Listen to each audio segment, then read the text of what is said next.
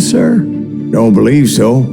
I haven't been here in many years. Name's Silas Greaves. Silas Greaves? The bounty hunter? Used to be. What are you doing here in Abilene? Just passing through. Got a little business to take care of. Well, sir, it would be an honor if you would allow me to buy you a beer. Hell, son, it would be my honor to drink it. I'm Molly. Howdy. I'm Dwight. That's Jack and Steve. Ben's behind the bar. Oh, I bet you got some great stories. A couple. Any of them true? Jack, be nice. A few. What about your shootout with Henry Plummer's gang in Bannock, Montana? Is that where you started as a bounty hunter? That's what it says in this here dime novel. Don't believe everything you read in them dime novels, boy. First man I hunted was back when I was riding with Billy the Kid. You knew Billy the Kid? Damn right. That scrawny son of a bitch had no fear. Wouldn't back down for nobody. I heard he collected the 10 stars off any crooked lawmen who crossed him. It was a war, boy. The Lincoln County War. And Billy promised his regulators would take the life of every bastard who helped bushwhack John Tunstall. Kid had a big chip on his shoulder and a hair-trigger temper. Made him dangerous as hell.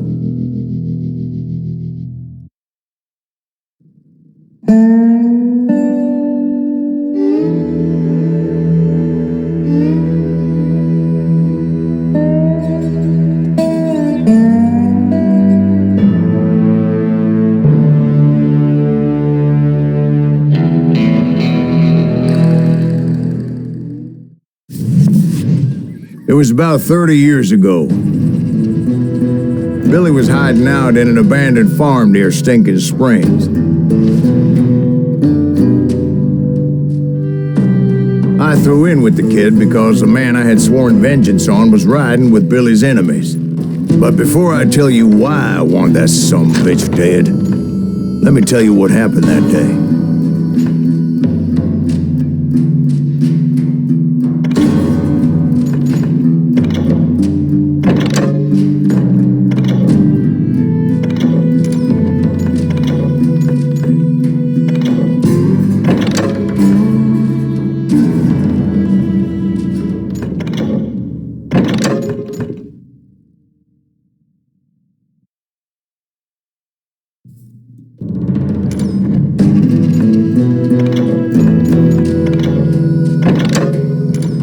I was heading back to the hideout when suddenly I had this funny feeling.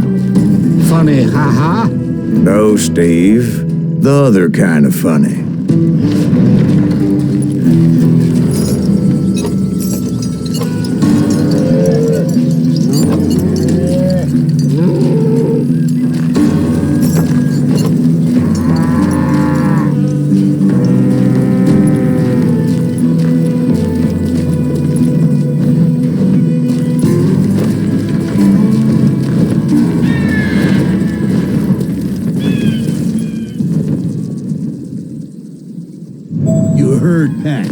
need to stay here and keep an eye on the road. That's not fair. We're missing all the fun. I knew those two morons would never let me through. I had no choice.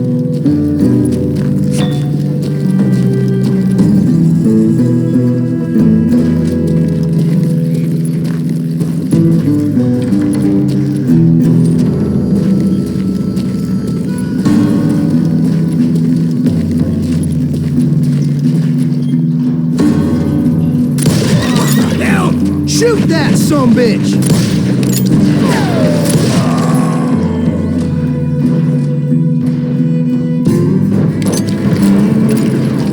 Was it Pat Garrett's posse?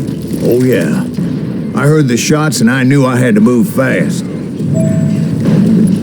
Garrett and his army of deputies had surrounded the entire homestead. They're coming from the rear! I decided to help Billy and the boys out a bit. So that's just what I did.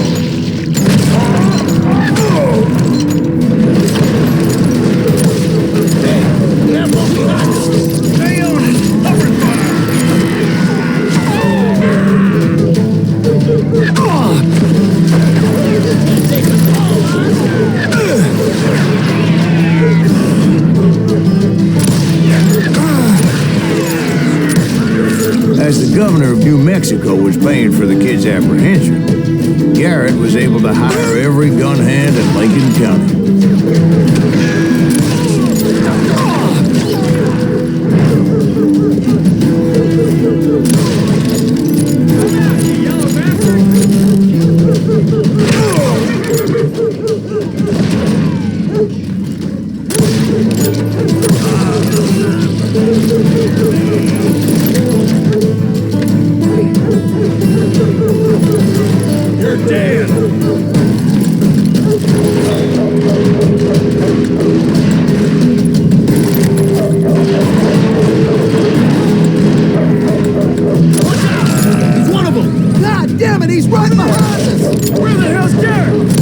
Garrett's men were running around like a bunch of chickens with their heads cut off. I got this.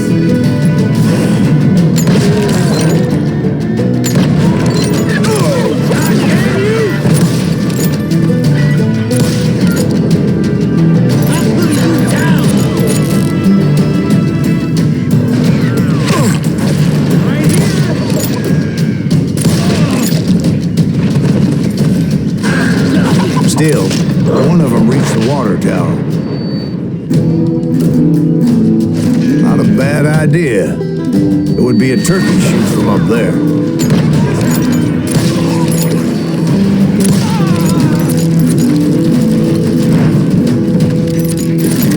Luckily, these shooters Garrett hired weren't the sharpest tools in the shed.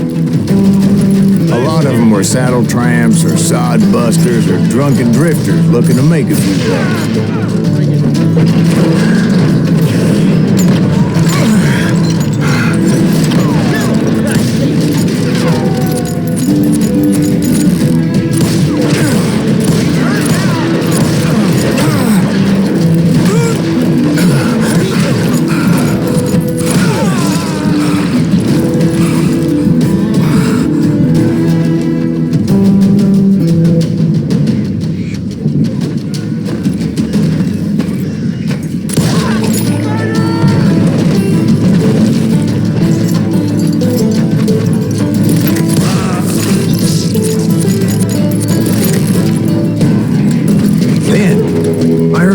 Voice yelling at me from the window. Back door! We'll cover him! Stop aiming, you idiots! Truth be told, things weren't much better behind the house.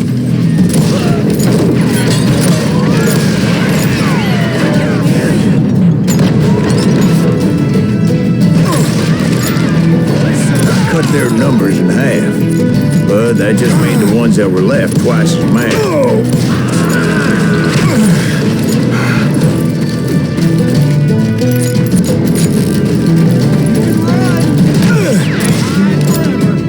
Up for their lack of skill with a seemingly endless supply of ammo.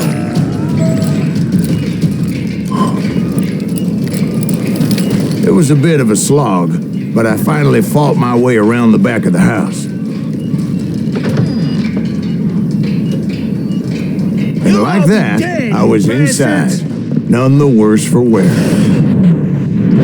I passed Dirty Dave. Deader than a rat in a trap.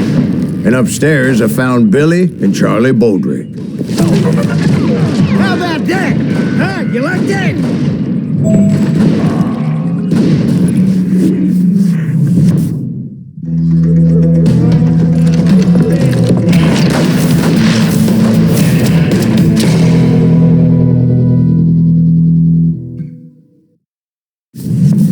Billy looked at me and said, "About time, amigo. Grab a gun and get to the window." Wait, so you were friends with Billy the Kid? Yeah, sort of. Anyway, we were surrounded by dozens of deputized shooters who wanted to do us harm.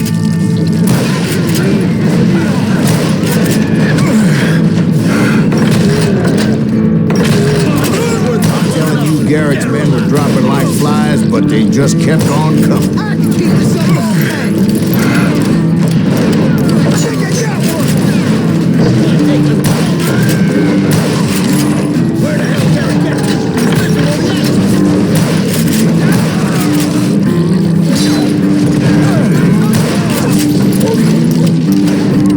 That's when Charlie got hit. "They're catching us in a crossfire," shouted Billy.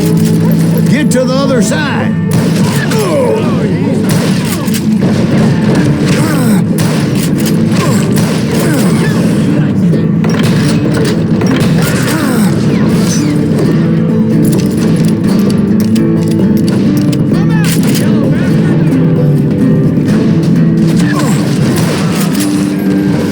Shoot that bastard! Son of a bitch, he's killing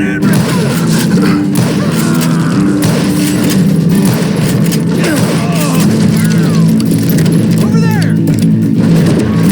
I don't know how many of those cocksuckers I personally put down, but it was pretty clear, even to Billy, that maybe discretion was the better part of valor. What's that mean? It means that it was time to cut and run. "They got a gallon," Billy shouted. "Get the horses and bring them round back. I'll draw their attention."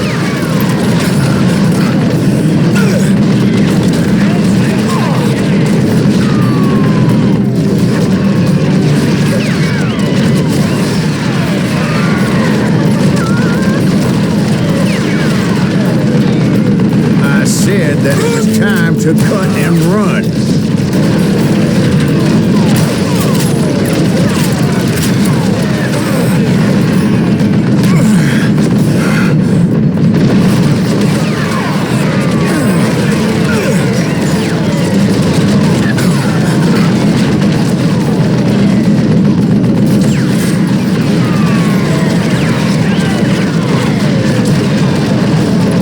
Directed that order at me, and I thought, why the hell do I have to do?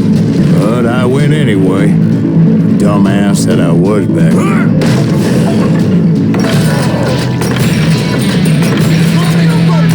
Those poor sons of bitches are done for! Many would have fled in my place. But I had that false sense of invincibility that many young men have. Like Jack here. What are you saying, old man? Jack, he's just joshing with you now. Yeah, he better be. Mr. Greaves, please continue. Please, call me Silas, ma'am. Now, where was I? You were heading for the barn.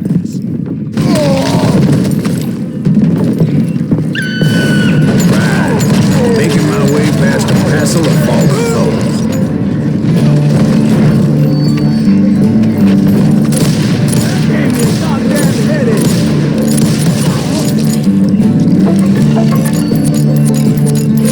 Sounds like Garrett hired a whole regiment of hired guns.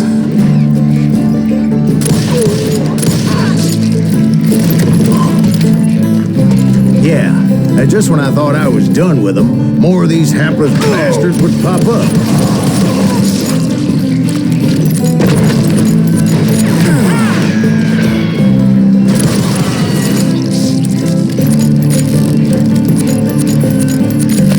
Finally, I had the stables within my reach.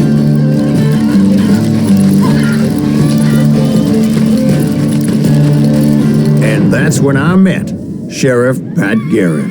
I read that you went toe-to-toe with him, sir. That backstabbing bastard with that tacked-on tin star.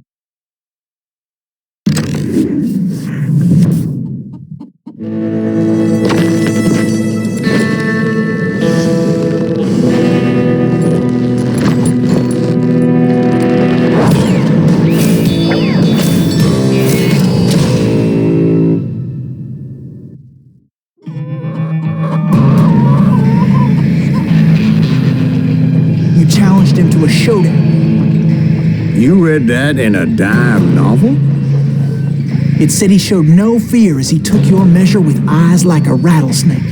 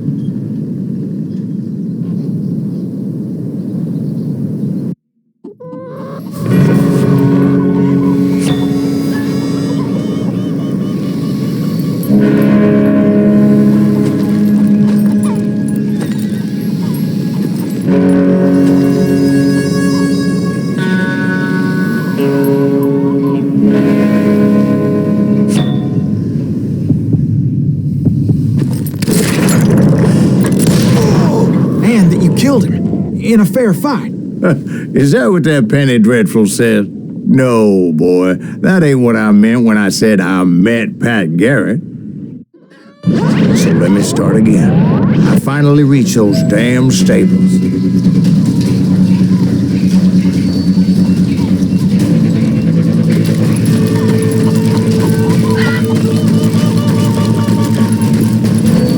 Stepped inside, and last thing I heard was Garrett's voice.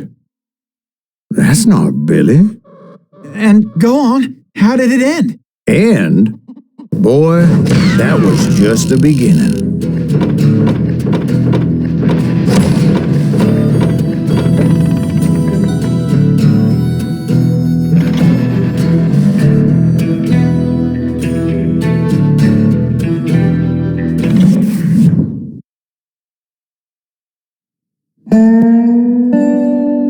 So what happened? Did Garrett arrest you? Yeah, after I came to, the bastard had clocked me with his Colt.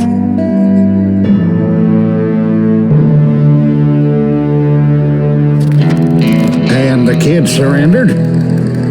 When he realized there was no getting out of there alive. So they locked you up in Lincoln? Indeed they did. Sentenced me to hang right along with the kid.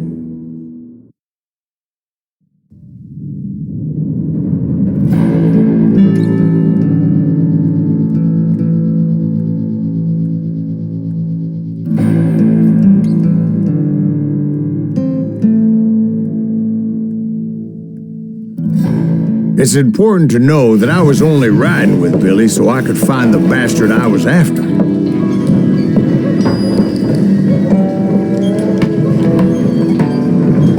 He was with John Kinney's gang, and they were sworn enemies of Billy's regulators. Why were you after him? I owed that son of a bitch a bullet for what he had done to me and mine.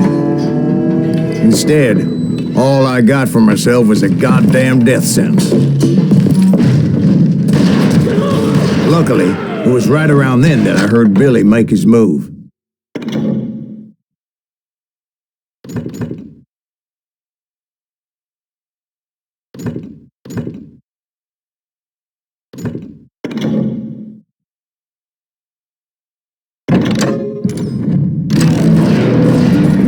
The shot Jim Bell and a few other guards as he made his getaway. Later, they wrote that some lady friend planted a pistol for him in the privy. What the papers didn't say is that Billy helped me escape too.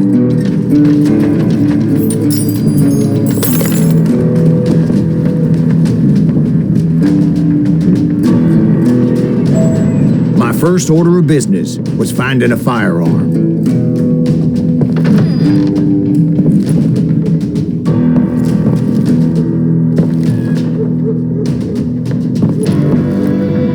Luckily, I located Deputy Bob Ollinger's mean-ass shotgun.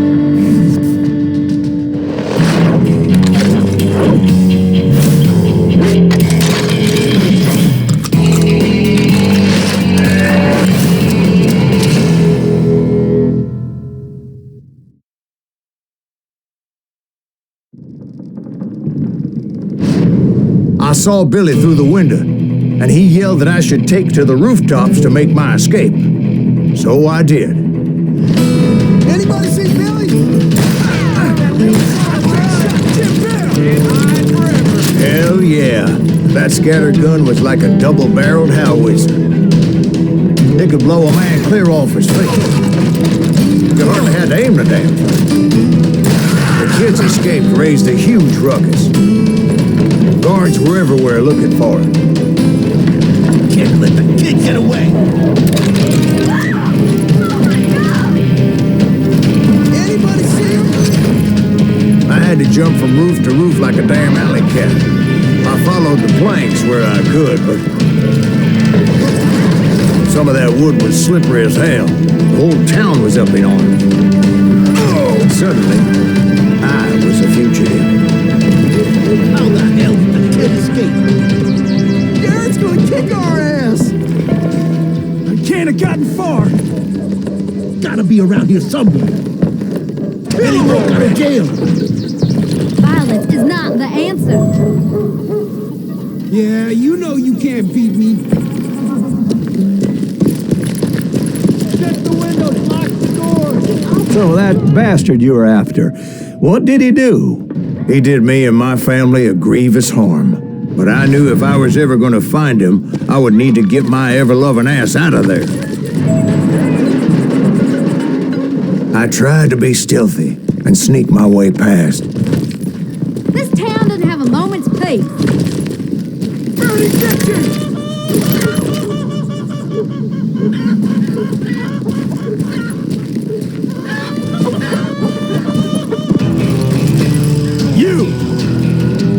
But hell, if they weren't all waiting for me. Apparently, some of them thought I was Billy.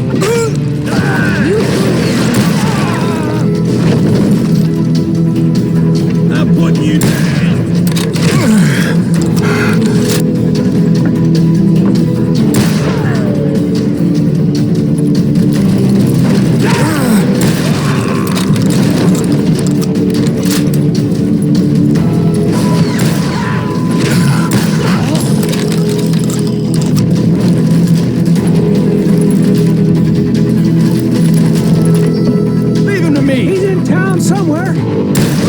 See, me and the kid shared a certain similarity in build and colors.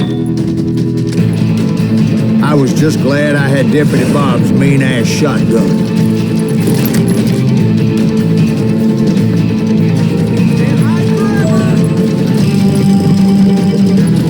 They're shooting in the street! I've got this. Get your headstone! There's children here. Don't let him get away. So much lead was whizzing by my head, it was like everyone in Lincoln wanted to put me in the ground. I knew I needed to find a horse. Though I never did have a great fondness for those four-legged grass eaters. Smelly, sweaty, ungrateful beasts. We prize them too high, if you ask me. I'll flank you.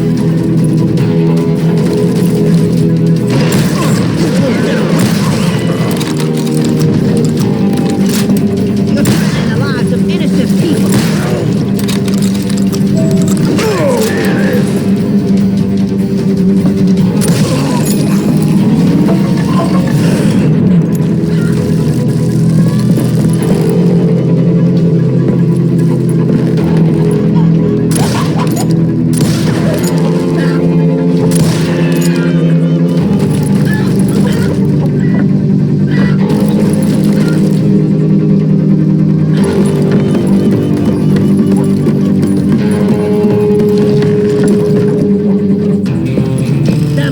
What the hell in the headless?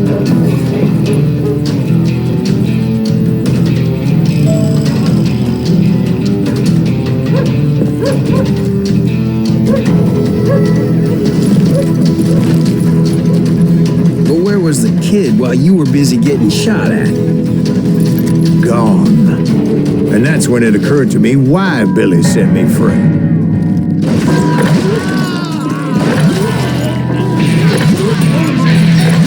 Respect for decency?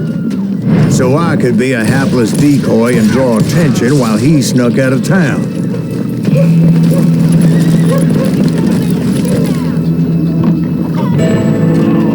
Boy, you are shit. I knew if I made it out of there in one piece, no one would put a price on my head. Because everybody in Lincoln would be dead?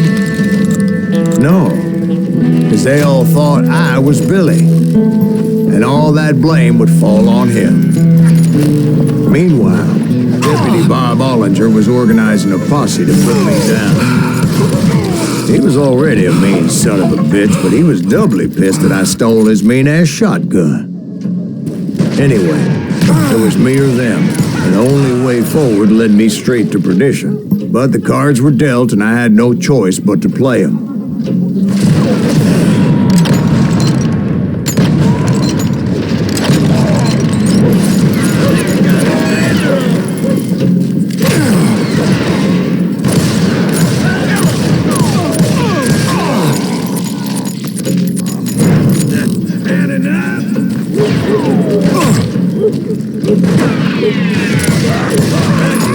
Women off the street! Arm yourself! How the hell did you get away?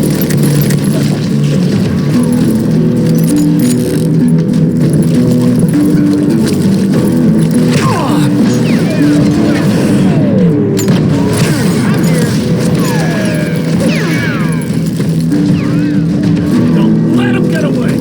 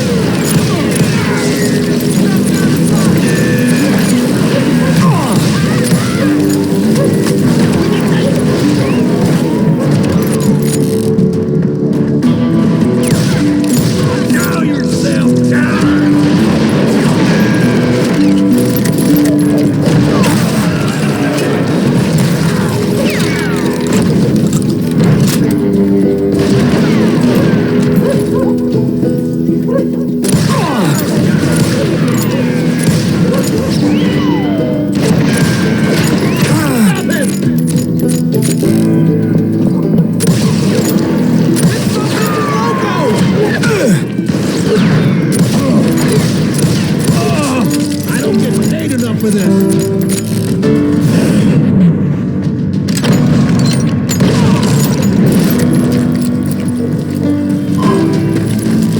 Finally, I found what I was looking for. The stables on the edge of town.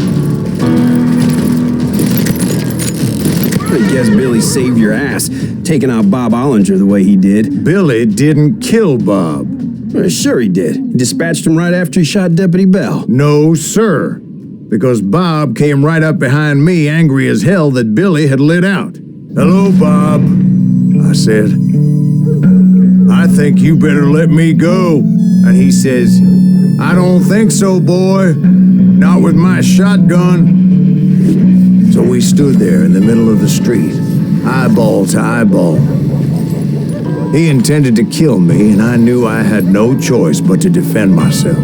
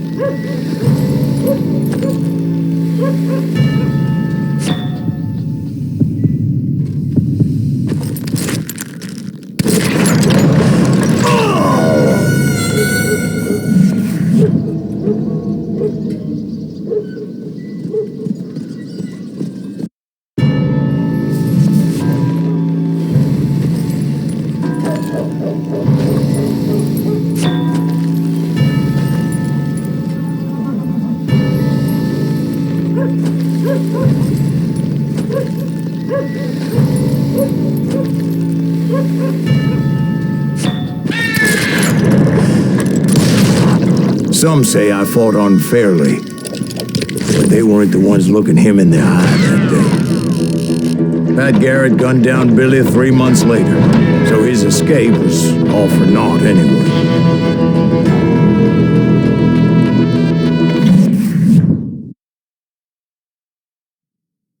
So where'd you go after Lincoln? Mexico. Until I realized nobody was looking for me. I ended up taking a job with the Rurales. The Mexican Rurales?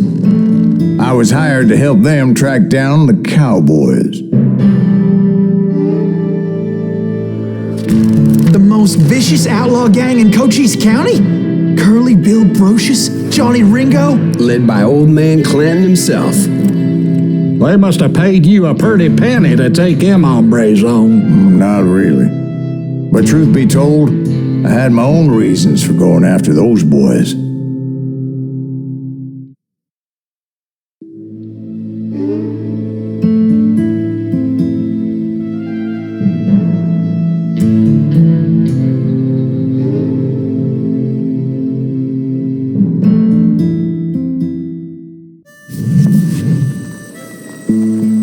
So was the bastard you were after now riding with the cowboys? Roscoe Bob Bryant was his name. Oh. But no, this time it was a different bastard I was after. The aforementioned Mr. Ringo. I came upon them robbing a stagecoach, which wasn't surprising, being they were such murderous thieves and bastards. The bandits wore red scarves, so I knew they worked for the old man. Over there! You got I did my best to help those poor bastards.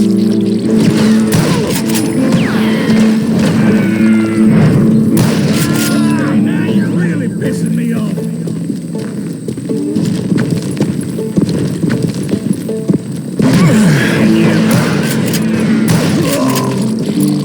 Moments later, the attackers were dead, and I checked the stagecoach to see how many passengers were still breathing.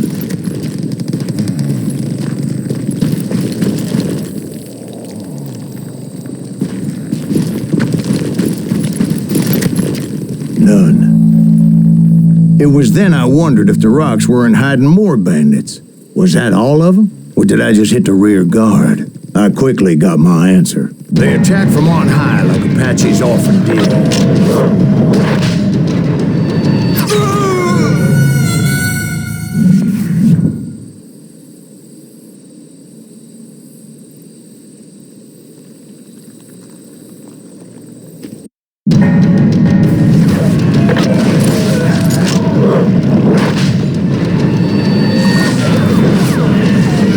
They would appear in great numbers from above and rain down lead on their hapless enemies' heads, making use of the high ground and whatever else they had.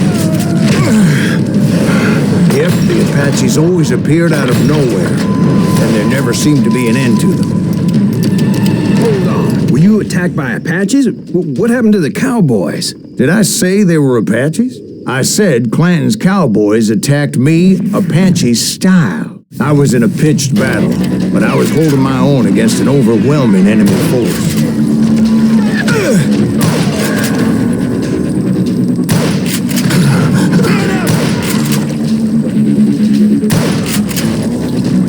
See, at the time, I was still pretty green and would often blunder into regrettable situations. But I just kept shooting at anything I could see up in those damn rocks. I didn't see Ringo, but I knew he was with the cowboys. He and Roscoe Bob had done me a dreadful wrong, and I was determined to have my revenge. But to get to Ringo, I knew I'd have to fight my way past these other assholes first. Unfortunately, I was running out of ammo.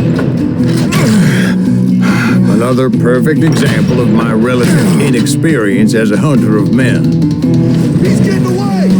I immediately knew that a tactical retreat was called for, as my vengeful fury was much less impressive without the bullets to back it up. Where's he going?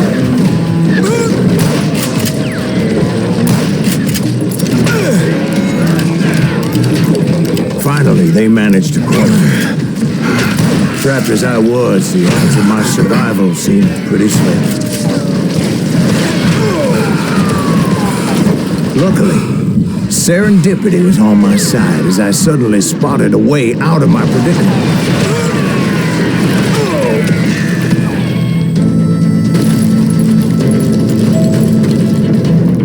I ran ahead as if the devil himself was after me. Bullets were whizzing by my ears, but I wasn't about to roll over and die.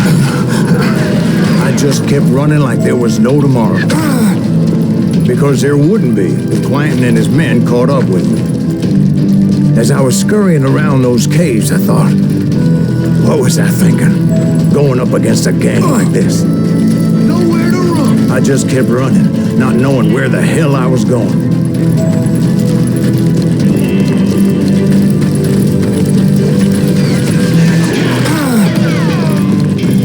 When something miraculous happened. Like manna from heaven, I found the desiccated remains of what looked like an Apache warrior. The old weapon next to him supplied me with some much-needed ammunition.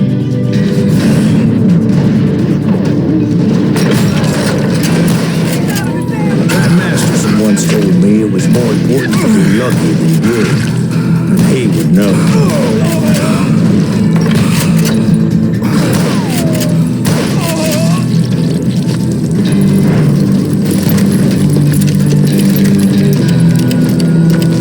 And imagine my surprise when I found a fistful of dynamite to go along with that ammo.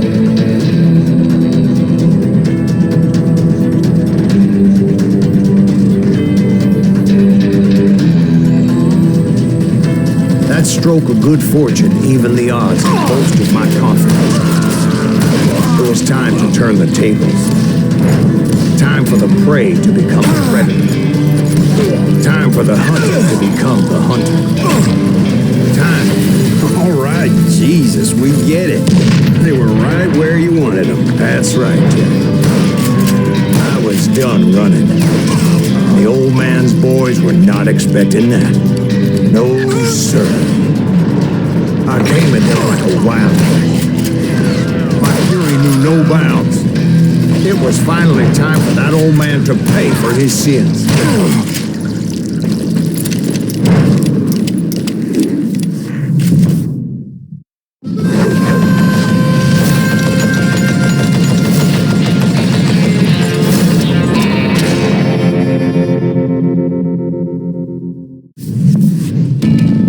I yelled out at the top of my lungs, "Clanton, I'm coming for you!"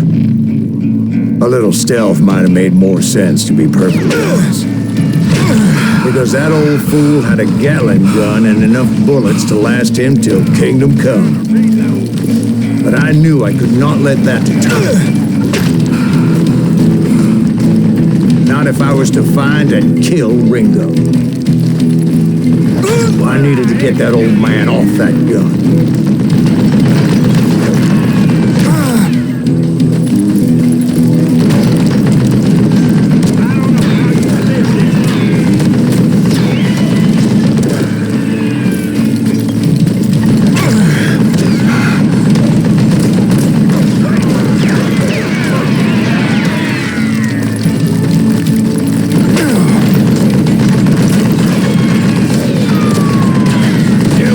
Most everyone thought it was the Ruales who had come up against him in Guadalupe Canyon, but it was just me. Murderous bastard! Would you just die?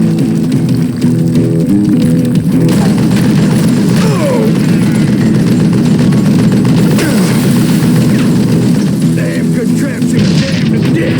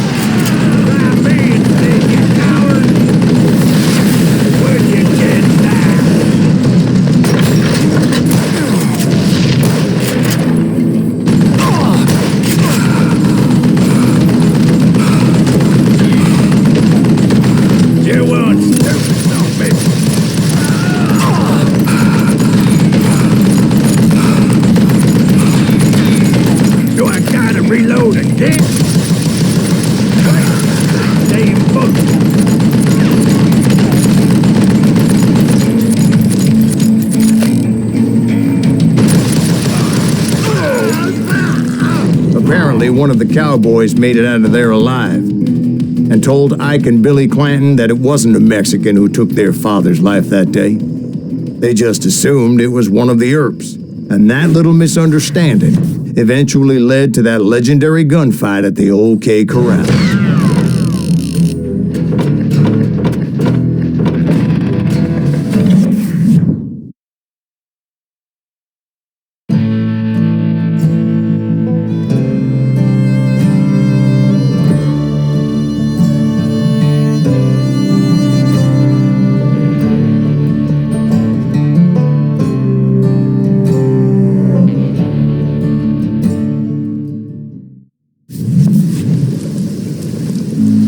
A few weeks after that dust-up at the OK Corral, I was still after Johnny Ringo. I had tracked him and the cowboys to their hideout at a sawmill, and they were loaded for bear. So, what exactly did Johnny Ringo do to piss you off? Well, him and that other bastard. Roscoe Bob Bryant? Yep.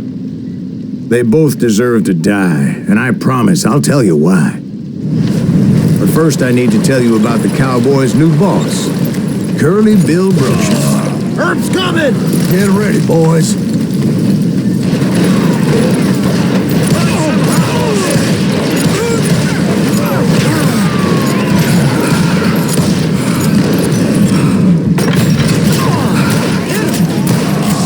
Curly Bill took charge of the cowboys upon the old man's demise, and after that gunfight at the OK Corral, the Clantons wanted revenge.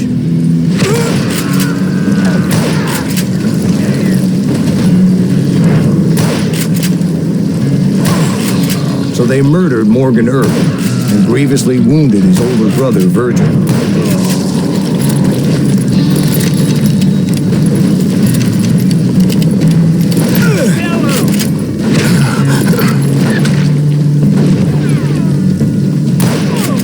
Wyatt and Doc went on what became known as the Vendetta Ride, hunting those outlaws down.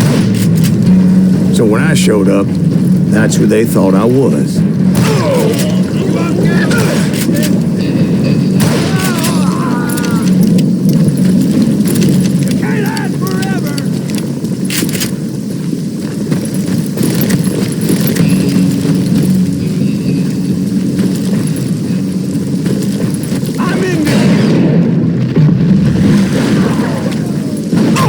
There were killers around every corner, all wearing red bandanas. That's how the cowboys identified each other, and I was beginning to wish I had one myself.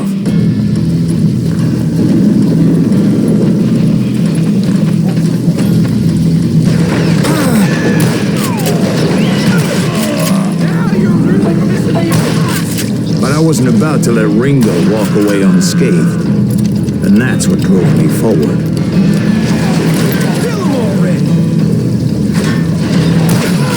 They say that Ringo was infernally fast.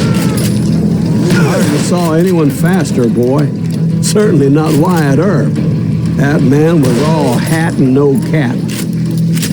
Earp wasn't much of a match for him, but Doc Holliday might have taken him. That Lunger should have kept his nose out of it. He never charged anyone for the murder of Morgan Earp. But everybody knew that Curly shot him in the back. That was common knowledge. Yeah, maybe so. But Ringo had nothing to do with it. He was just being loyal to a friend. Is that what you call it? Being loyal? Well, to get to that loyal friend, I had to pass by some buzzsaws as big as a man.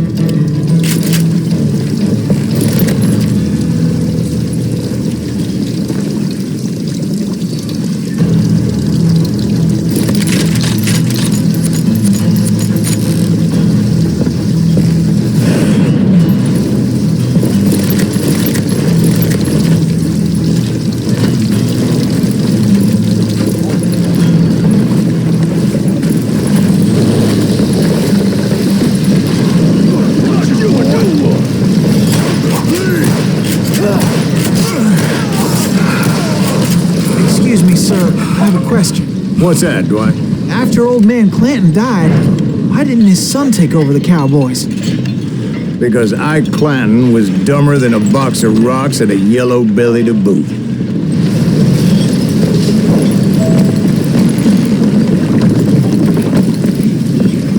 Now, where was I? Taking down the entire cowboy gang single-handed. Indeed I was, Jack.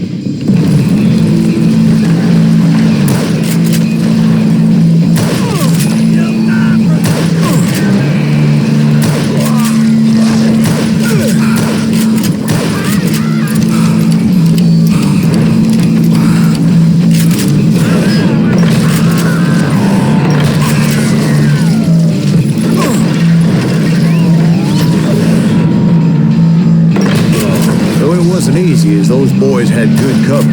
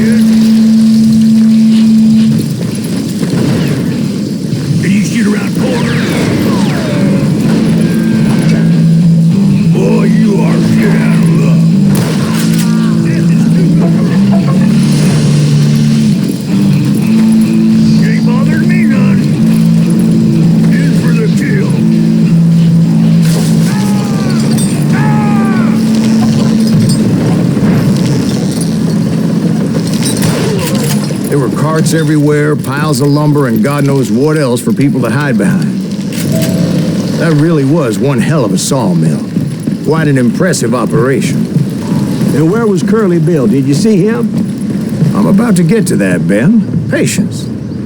I'm painting a picture here. There was this beautiful waterfall and a crystal clear stream that led to a verdant valley that was truly...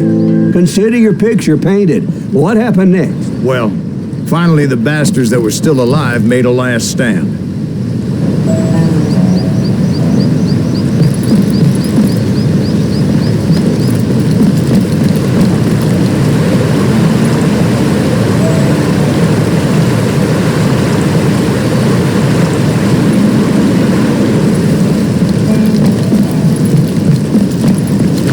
Curly Bill, Johnny Ringo, and his compadres took off into the lumber yard, and I followed after.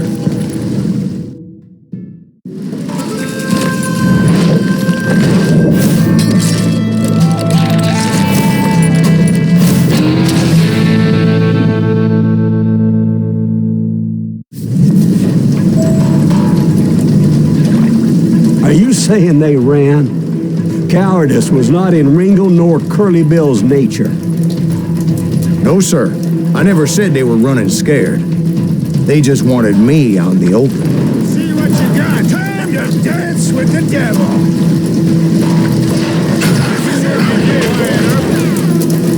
Did that something,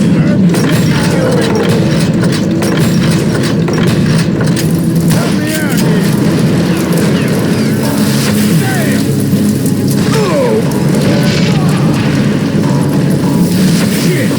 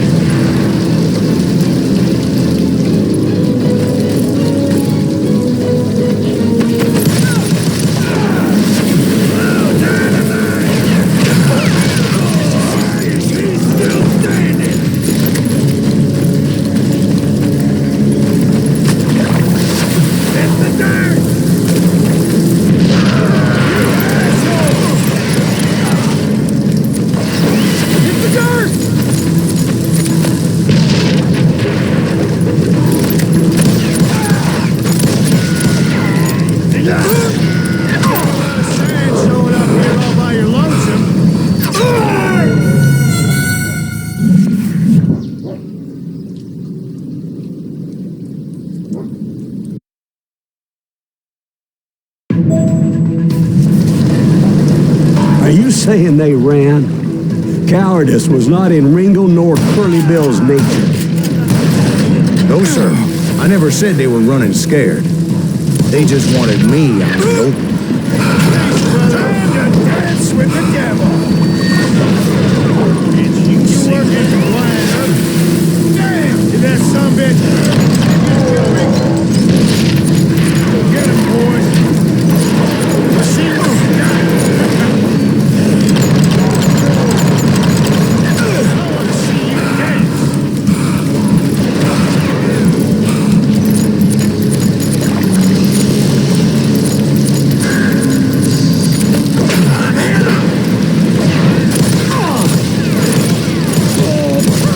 Kill that murderous cocksucker!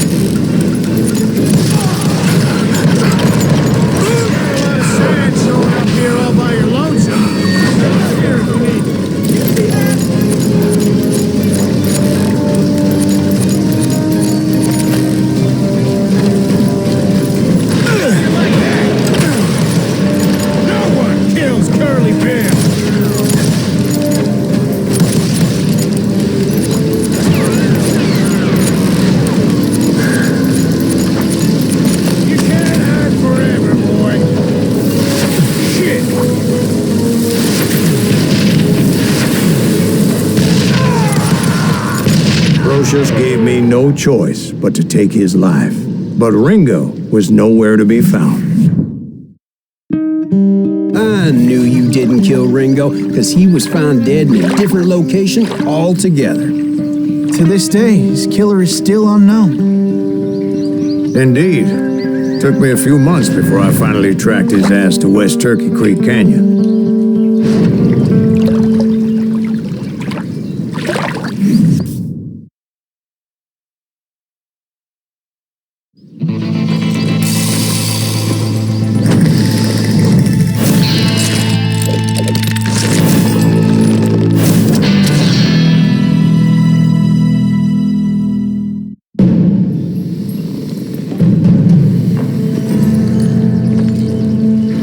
Incredible, sir. I always thought that Doc Holliday was the one that killed him.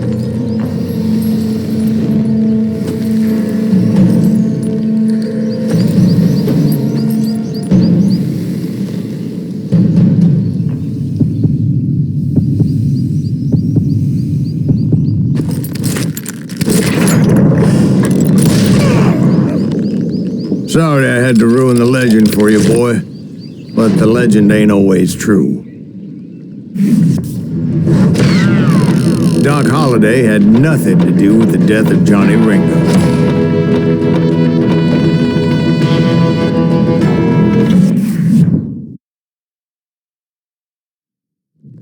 I was paid a healthy bounty for Ringo and Curly Bill, and realized there was real money to be made.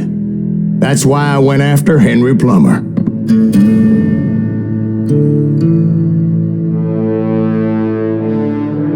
Wasn't he the sheriff who augmented his income by shaking down miners and robbing gold shipments? That's the one. Oh, yeah, I remember him. He ran that gang of thieving outlaws called the Innocents.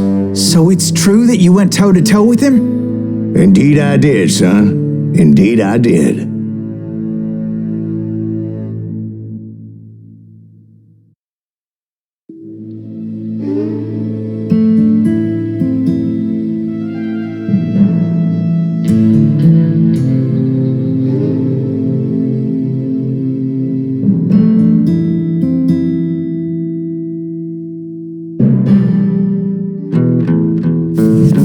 I knew I needed resources if I was going to track down Roscoe Bob Bryant, and hunting Plummer looked like a good way to get rich quick.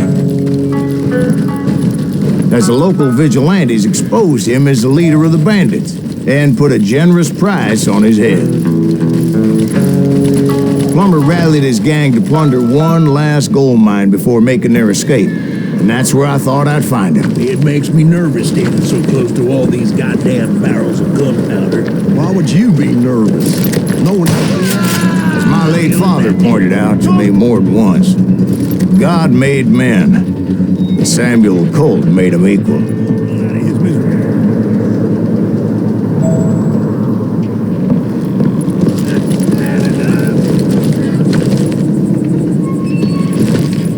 This is our goal. Oh!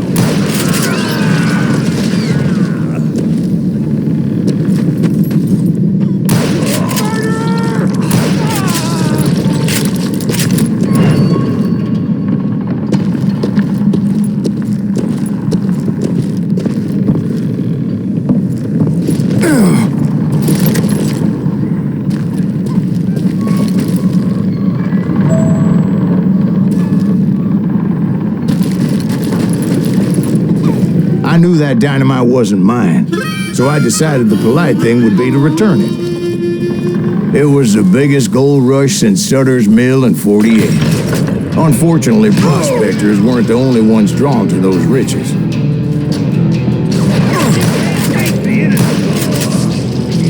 There were thieves and killers, robbing travelers and hijacking gold shipments. Like those that ran with Plummer. Some were just regular folks I knew from town, drawn by greed and easy pickings. Charlie Crow, the blacksmith. James lived in the stable. Sam and Jeremiah Barber, the butcher's sons. Ordinary citizens who lived a double life. Stealing and thieving and murdering their neighbors.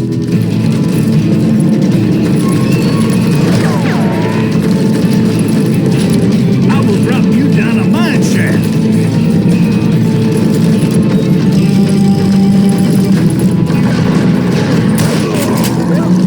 Of course, the rest were veterans of the Civil War. Stone-cold killers trained on the bloody fields of Shiloh and Antietam. Dangerous, desperate individuals. Plummer had a lot of men on his payroll. A hell of a lot. That son of a bitch pretended to protect the public with one hand while stealing them blind with the other. He set up a defensive perimeter which I had no idea how to break. I was outnumbered and in way over my head, but I was too damn stubborn and stupid to realize it. They must have thought I was tough, or had some kind of death wish.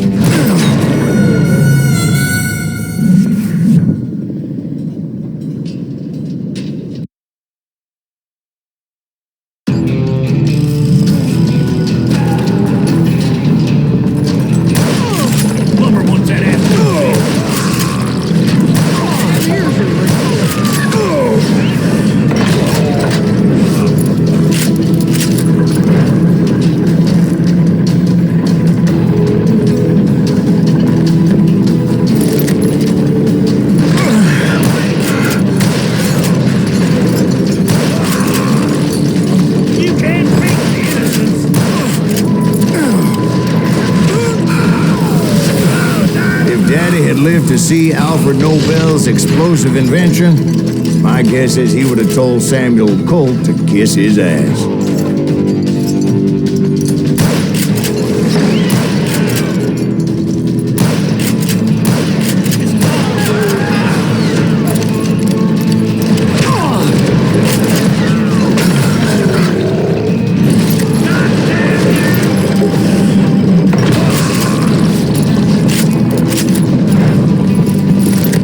I thought I was some kind of hero.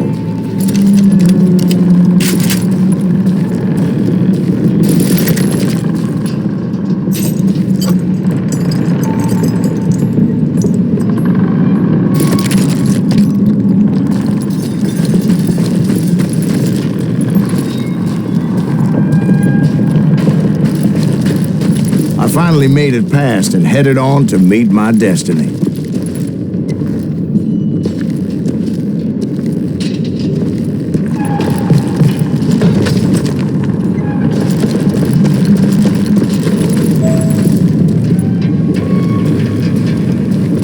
But first, I had something I needed to figure out. I had a few ideas on how to get into that mine, but once I made my decision, I knew there was no turning back. So my first thought was to enter the nearest mine portal. I saw an entrance. Made sense. It was the quickest way in, but that also made it more dangerous, as there would undoubtedly be enemy pickets posted along the way.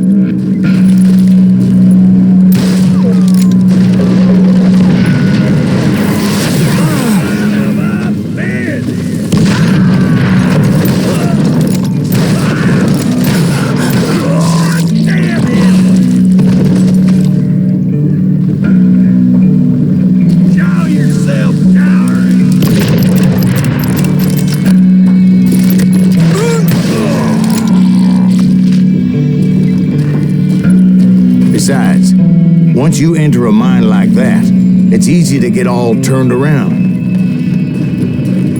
And that confusing maze of corridors wouldn't even be the worst of it. Some of those shafts could be as deep as hell.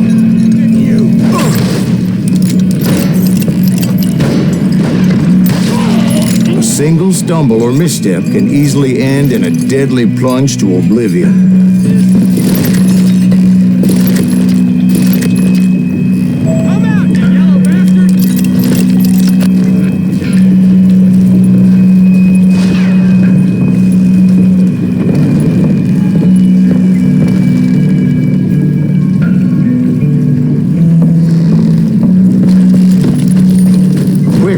reflexes often make up for a lack of common sense. Luckily, I was never one to be easily bushwhacked.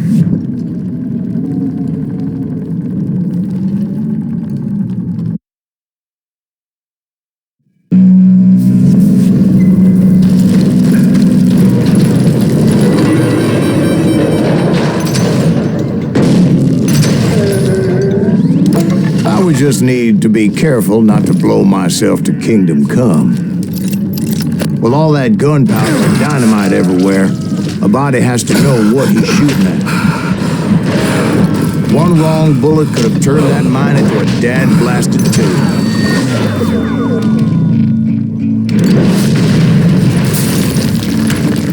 I freely admit that my plan of attack was not just moronic, but clearly insane.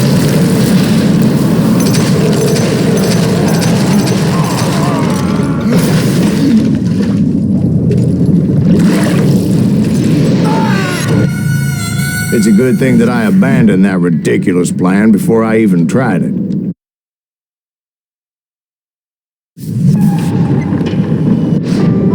Instead, I spotted a ladder, a way into the mine from the opposite side.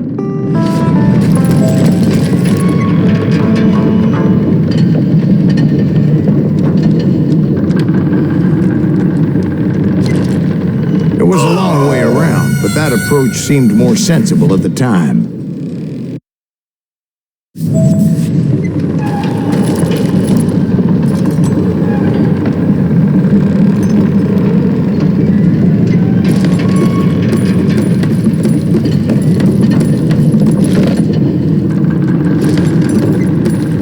Of course, being I had a problem with heights, that scaffolding scared the bejesus out of me.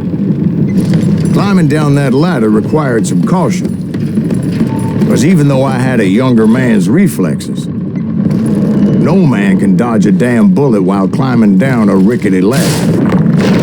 I was determined not to give up, however. As Sheriff Plummer seemed quite the despicable character. When the vigilantes discovered what the sheriff was up to, people were outraged. That 10,000 they put on his head would go a long way to helping me find old Bob. And I had made it my mission to settle that score come hell or high water. But first, I would have to make a choice. Take the elevator or climb the ladder.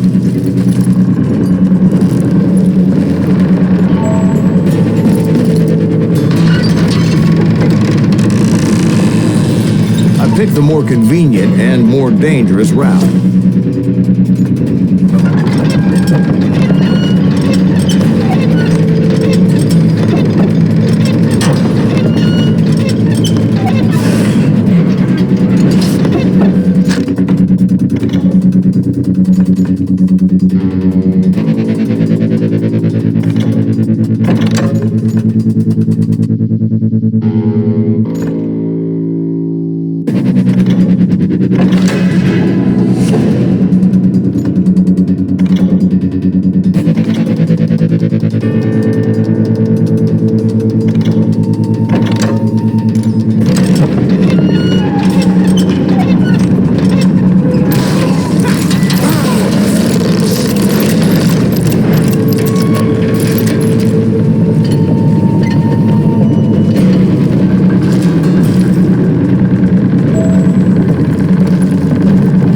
Was a mad dog killer, and the people of Nevada City deserve credit.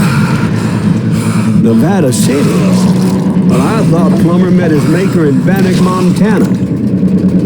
Right, well, he was the sheriff of both places at one time or another, but that's neither here nor there. The point was, taking him down would save a lot of lives, including my own.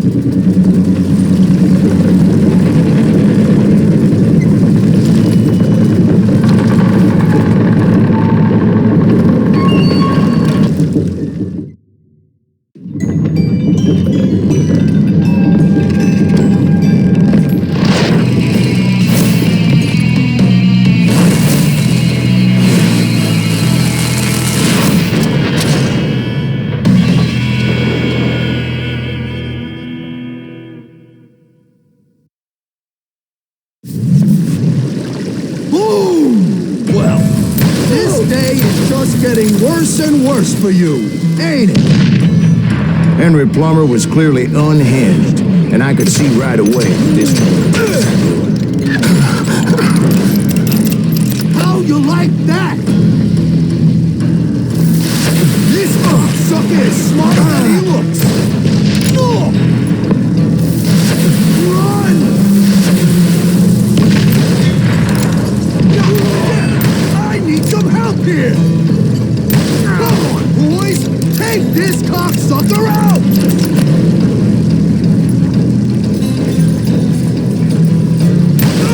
Brother, I'm gonna make you pay for that.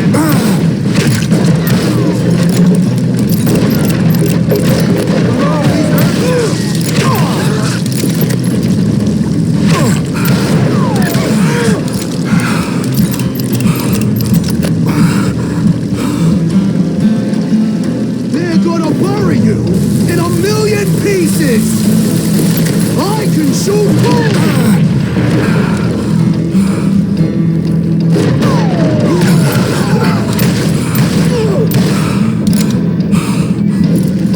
I'm going all medieval on your ass!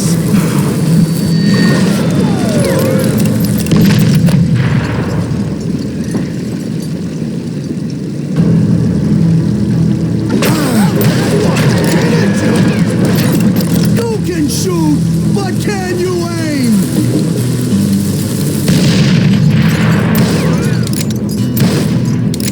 Gonna blow you into next week, boy!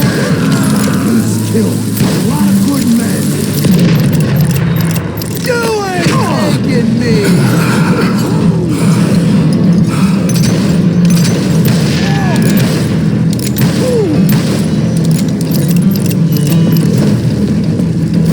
Blood money for you today! What do you think you're doing? Back, you moron! Who said you could throw dynamite? Run!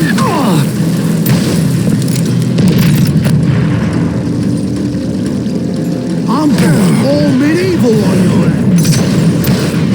This is gonna hurt! So that's how Henry Plummer died. Him and his crew were worth their weight in gold. And now, I was officially a bounty hunter.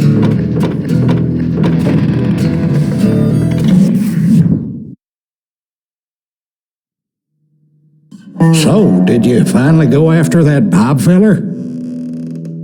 Well, I heard word he was in Kansas with John Wesley Hardin. So that's where I went.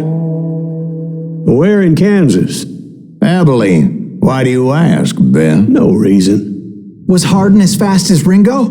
Ringo was fast, but John Wesley was as fast as the devil himself.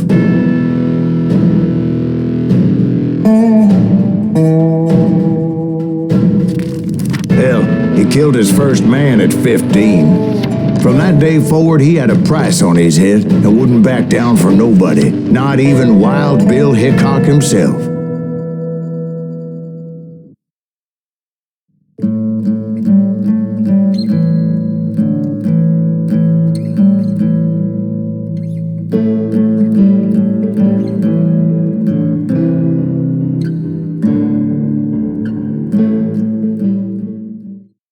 I dodged death many a time, and that night in Abilene was no different.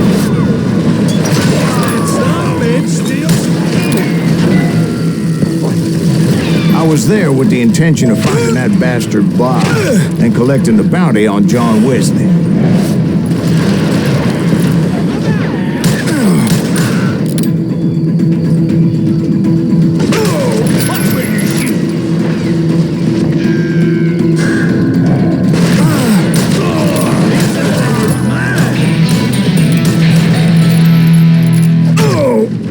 Get a good shot at it. I thought the Texas Ranger got hard. Yeah, that's what they want you to believe. Send him to hell!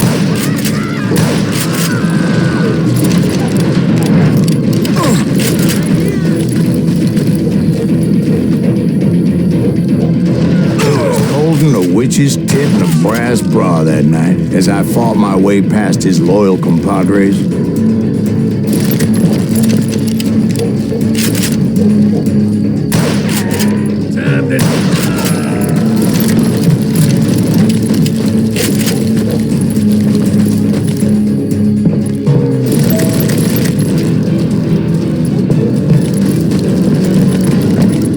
The very same saloon we're sitting in today.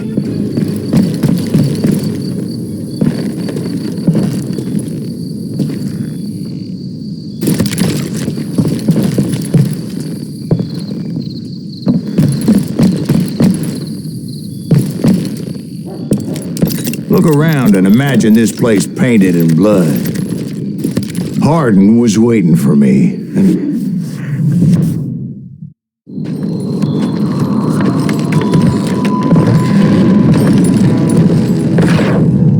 wait, I'm jumping the gun here. Let me back up and give you some background on this sumbitch. He deserves that much. Don't you think so, Ben? John Wesley Hardin was a killer. By the end, he confessed to taking the lives of 42 men. He was a bona fide folk hero by then, and had amassed a gang of armed miscreants and other assorted thugs. He and his men set up camp outside of town, and I was hoping Bob was among them. Shit, it's cold out here. I'm freezing my giblets off. Ain't right, we gotta stay out here. God damn it! Shoot that son of a bitch! They didn't ask why I was there. They knew. But most of them were wanted as well. I figured Hardin was here somewhere, but to get to him, I'd have to get past his gun hands. I had to spill a lot of blood to find out Hardin wasn't in that camp. He was carousing in town with his closest friends. Hardin's boys apparently didn't want me to reach the Bull's Head. That's so bitch! Some were hightailing it into town to inform their Hefe of my unwelcome presence. I wondered if Bob was among them. Yeah, you know you can't beat me.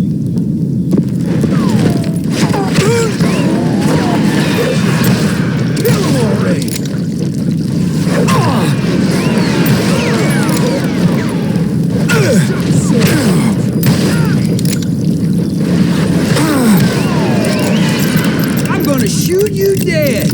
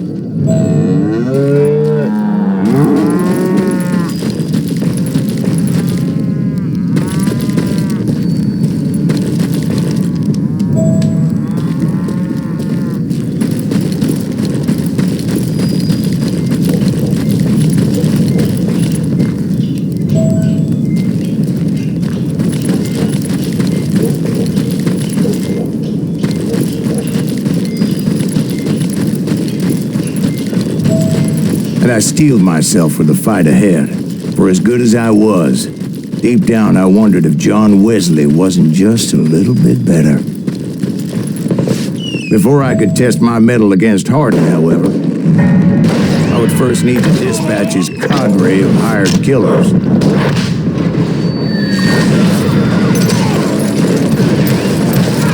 Most of these degenerates were beyond redemption, but John Wesley might have been a different story.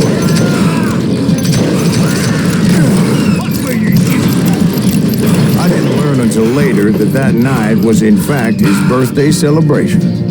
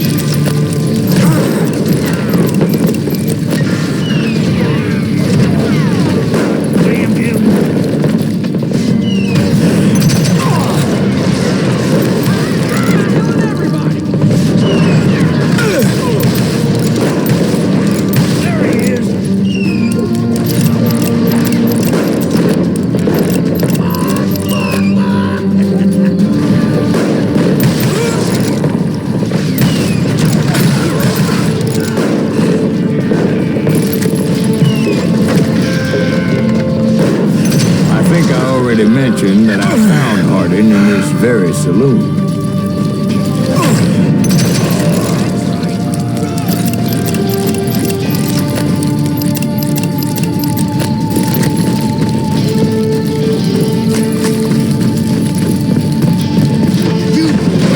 Suffice it to say, nobody there was happy to see me.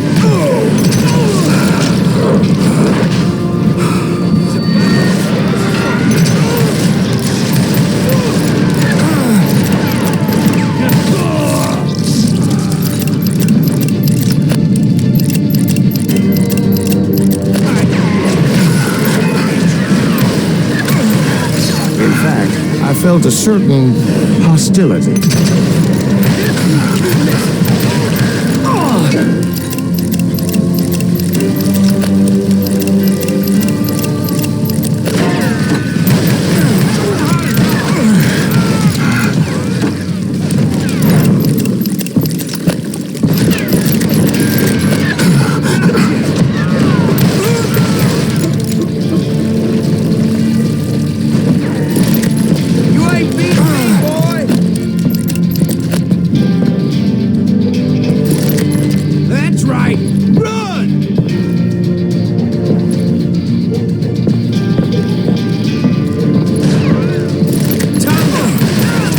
I was disappointed that neither Bob nor John Wesley were among the dead.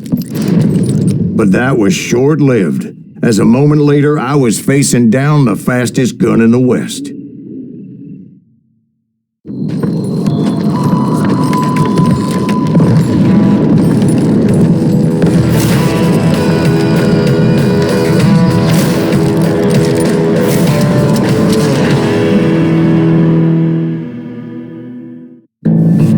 I felt a bolt of adrenaline, or maybe that was fear. He was well known for his tricks, and I knew I'd need my own if I was ever to defeat him.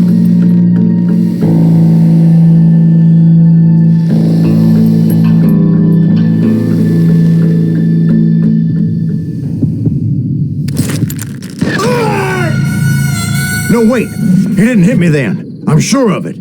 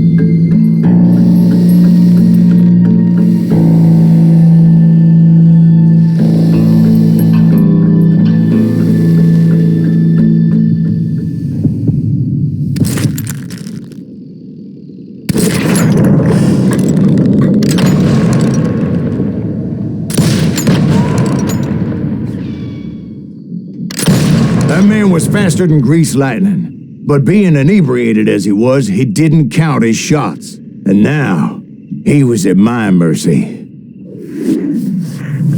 So he didn't die? No, I sent him to prison. Years later, after he was free, some restless avenger took his life. Shot him in the back in a saloon just like this one. Anybody up for another beer? Ben?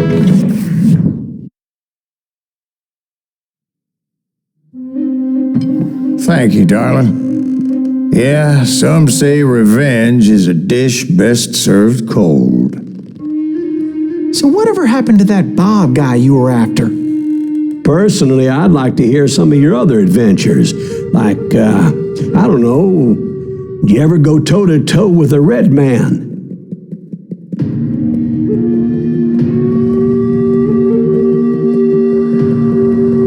Yes, I did, Ben.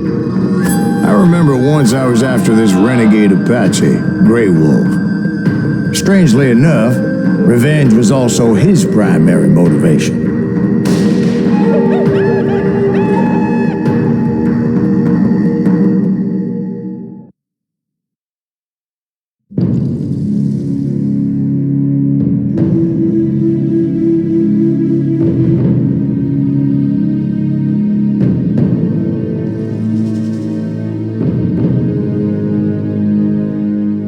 Bounty was put on Grey Wolf's head, and that's how I came to hunt him in the mountains. Mountains so high they tickled the nether regions of heaven.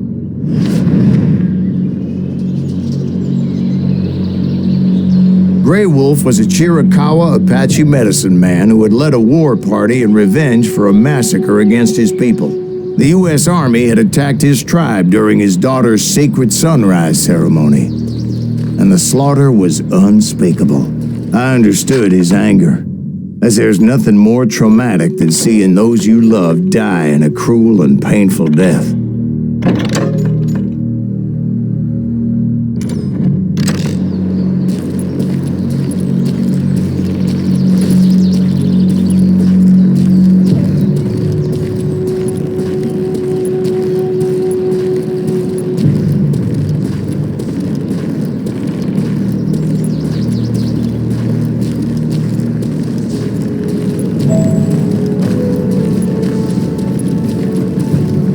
Right from the beginning, I couldn't shake the feeling that Grey Wolf was watching my every move. He led a band of young Apache warriors who wanted retribution and were more than willing to die for him.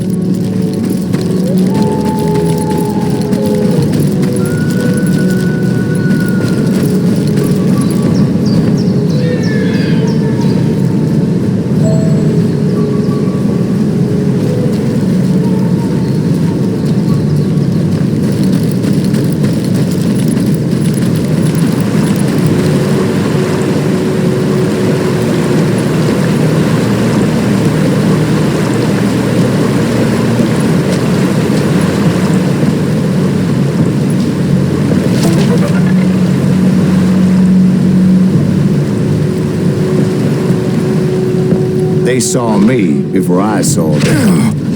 And it crossed my mind that maybe this wasn't such a good idea. But now that the shooting had started, there was no backing down.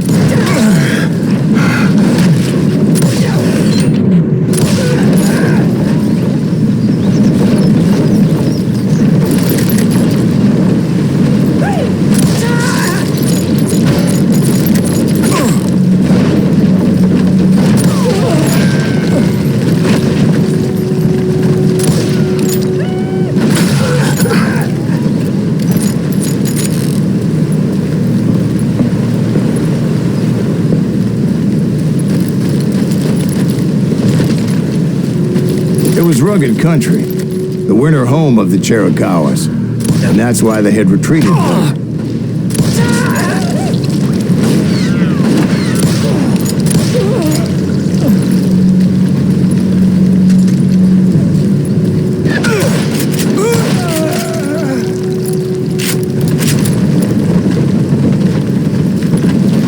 I admit to having some regrets about going after them the way I did. But then again, I got a lot of those.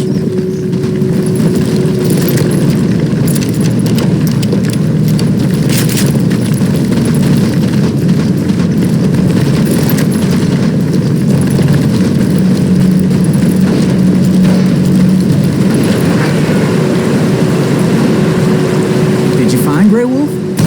Not at that moment, but I did find the entrance to their hideout.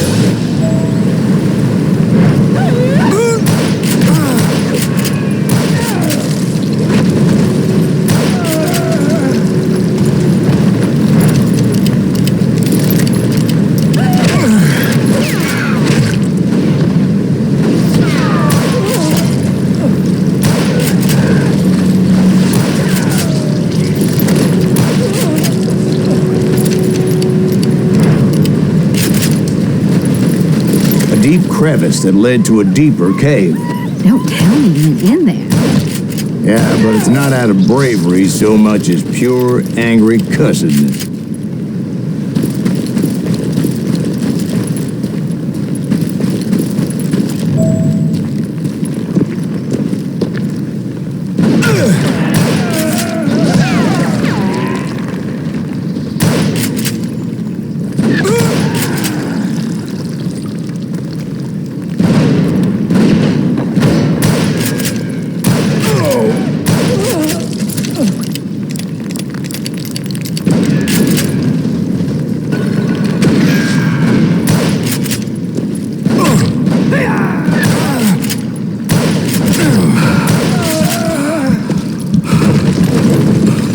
See, back then, I had a stubborn streak a mile wide, and I wasn't about to back down. So it was like pitch black in there?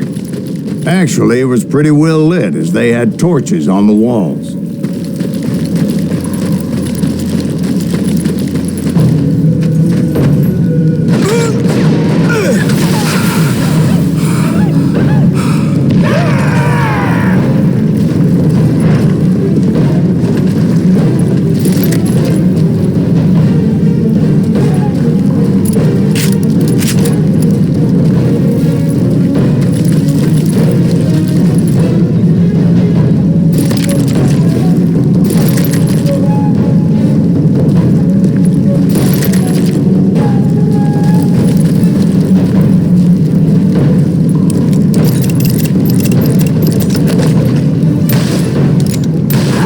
His cave. Big as hell, Ben. Chiricahua had hid out there during the Indian Wars.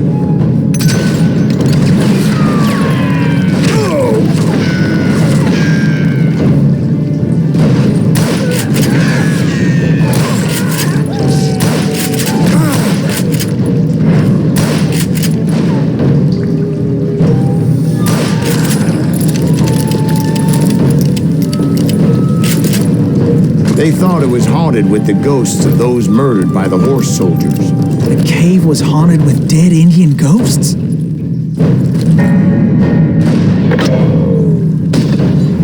To be honest, I was more concerned with the live ones than the dead ones.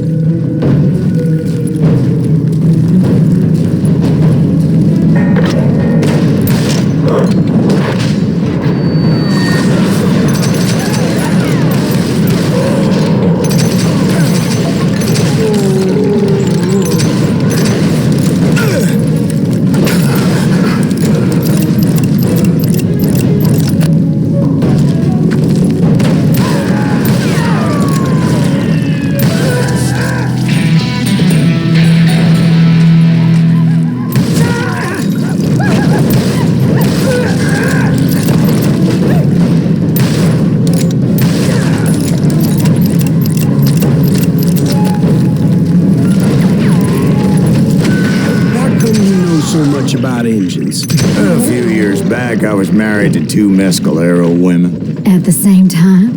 Yeah, they were sisters. Polygyny is traditional among the Mescalero. So what happened? Oh, I had to get out of there. Those girls never shut up. Both of them nagging at me all the time. Drove me half crazy. Haven't seen them since. No, I mean, what happened with Grey Wolf? Oh, well, I pursued him into the Cave of Death.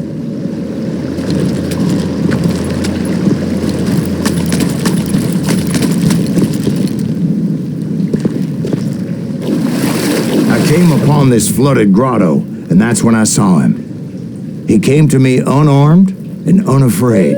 His voice echoed in the shadows, and I sensed he meant me no harm. You carry great darkness in your heart, and if you do not release it, it will claim your soul. The sound of his voice put some kind of ancient Indian spell on me.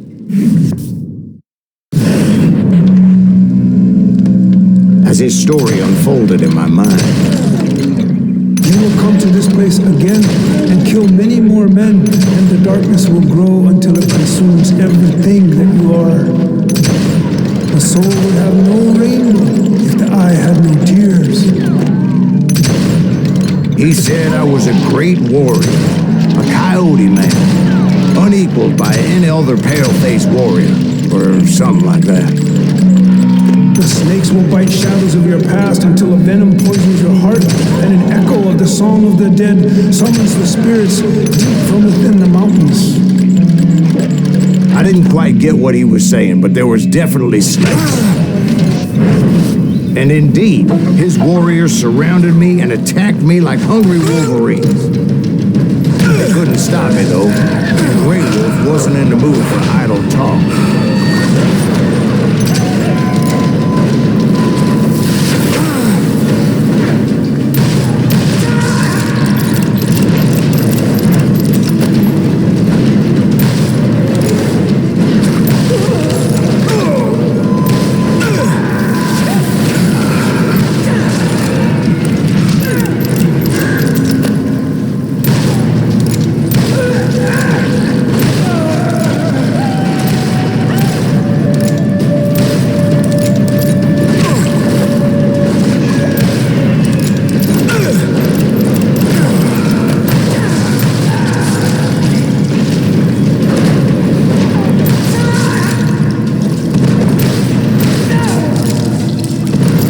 I swear I couldn't see any way out of this trap.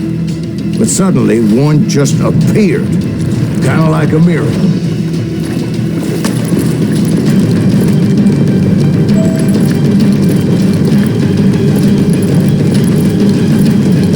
I felt like I would be lost in that damn cave forever.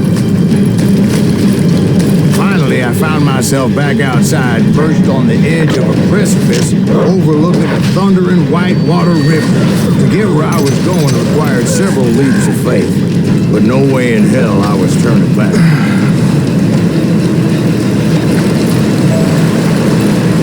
I chased after him, determined to make him explain the meaning of all that mumbo-jumbo. Mumbo-jumbo is right.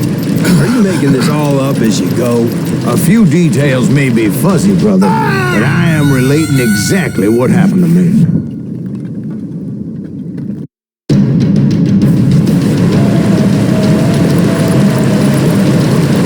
There were dozens of Apache warriors aiming at me from on high. Dozens? Well, maybe not dozens, but there was a lot of them. At least 3 or 4. Well, more than that, little lady.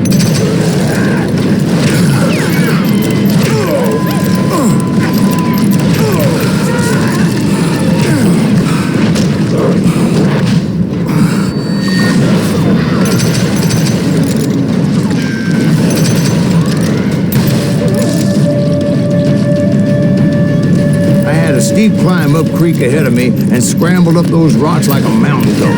I was determined to locate Grey Wolf and find out exactly what the hell he was trying to tell me. And wouldn't you know it, that crafty son of a bitch led me right into a trap. What kind of trap? Well, son, there had to be at least 100 Apaches surrounding me. 100? God be my witness. Oh, come on. Who are you kidding? Hey, I believe you. Come on, tell us how it ended. All right, but I'm not gonna drag this out. Where were we?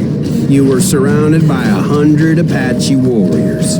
Well, I didn't take the time to count them exactly, but there were a lot of them.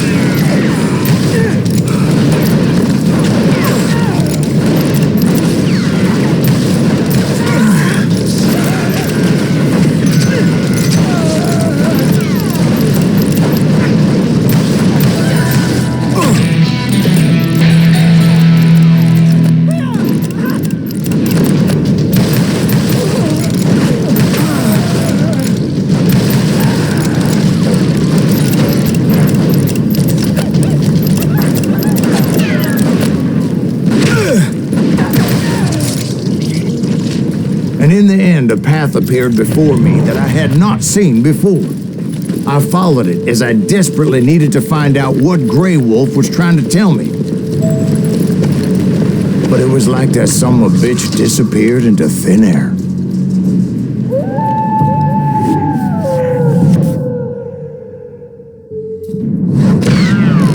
Never did find him.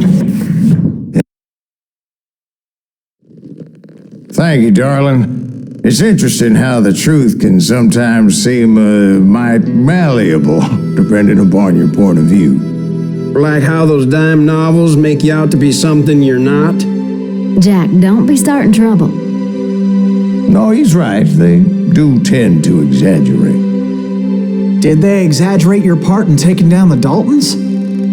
Well, I was there in the flesh, boy, so I saw what happened firsthand.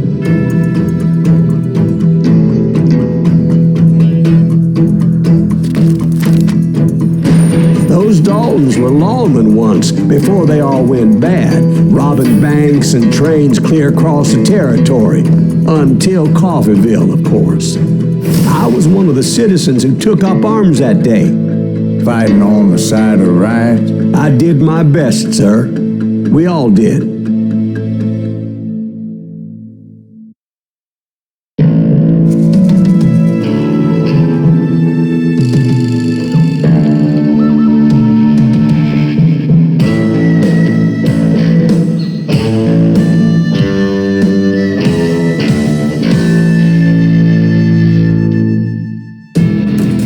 It was early morning. One of my friends was a local gunsmith, and he handed out firearms to anybody who'd take one. You see, the Daltons got it in their heads to rob 2 banks at the same time. 2 banks on the same damn street. The story was Bob Dalton's girl was always writing him about how he had no ambition. Oh, you're nobody next to Jesse James, she'd say. Finally, the bastard took his brothers to Coffeeville just to shut her up. Right. It's always the woman's fault.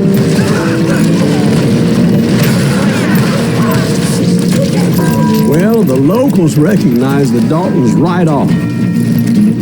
Before they could get away, half the town took up arms to defend their property.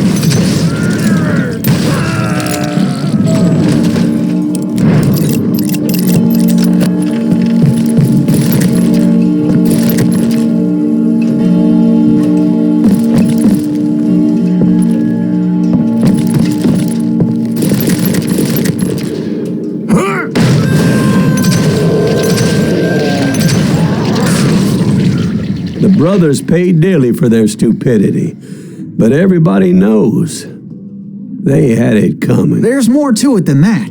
I read all about that day, so I know for a fact that it went down very differently. First of all, it was high noon. A posse of U.S. deputy marshals were on the rooftop across the street. Get ready, boys. Everyone make a move. The lawmen had been tracking the Daltons for months. Now they finally had them dead to rights. Among them was a bounty hunter feared by many a lawbreaker. This man had no intention of letting the Daltons slip away. The marshals tried to get the Daltons to surrender. They'll give up eventually. You just gotta wait the son of bitches out. This bounty hunter knew that the brothers were far too proud to ever lay down their guns. He went in there alone to confront those criminals. One of the marshals shouted, "Where are you going? Are you crazy?" Hey, where do you think you're going, dumbass? That rifle's mine. He saw a way to get around to the back of the bank. Then he figured out how to hit the Daltons from a direction they weren't expecting.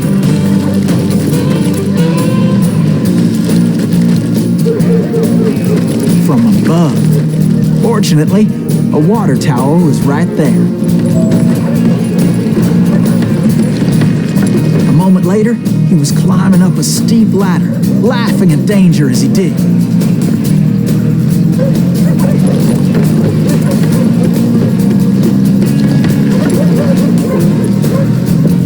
It was brave men like him who risked their lives to tame this wild country.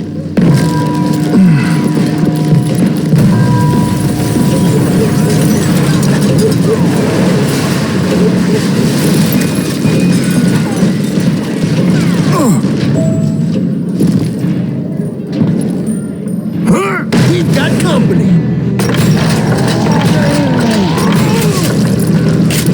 Heroic men like him, who did what other men couldn't or wouldn't to make this country free. Like Jim Bowie, Davy Crockett, who died defending the Alamo. Is that Silas Greaves? Son of a bitch!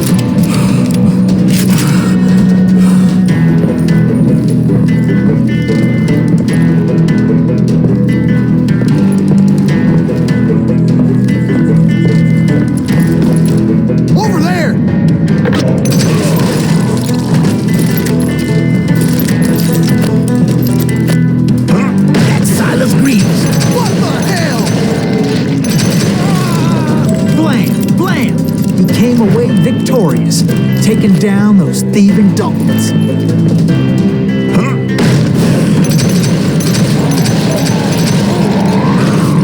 His name was Silas Greaves, and when the dust finally settled, he was the last man standing. Sorry, kid, but that just wasn't the way it happened.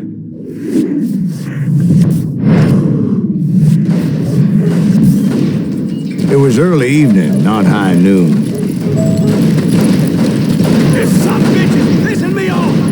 Daltons blew up a safe, and were all set to hightail it out of there. Those pathetic deputies surrounding the bank were dropping like flies.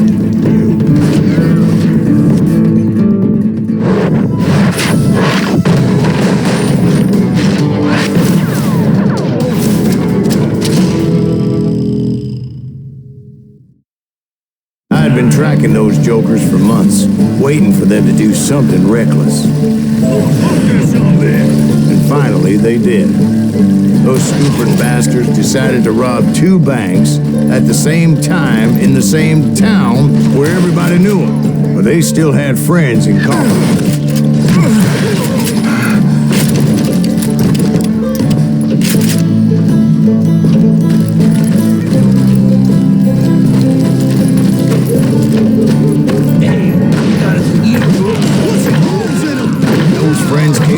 Like a pack of wild dogs, tooth and nail. They were coming at me from all directions. I caught sight of the Daltons running with the money and didn't want to lose them. The problem was, they knew the town better than I did. And to top it off, I found myself in the middle of another shootout entirely. Did the Daltons hole up in somebody's house? No, it was the Smiths, I believe. They were cousins of the Daltons, and they were shooting at the Browns, who were shooting at the Daltons, which wasn't any surprise, because those 2 families have been feuding forever. And since the Joneses are related to the Browns, they shot at the Smiths.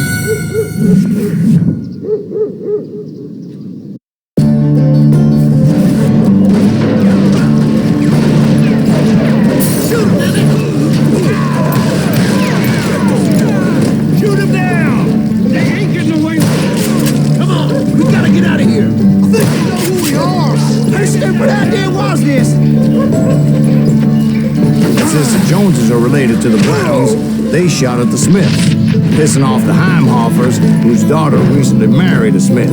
Well, bullets were flying every which way as all the old feuds in Kansas caught fire all at once.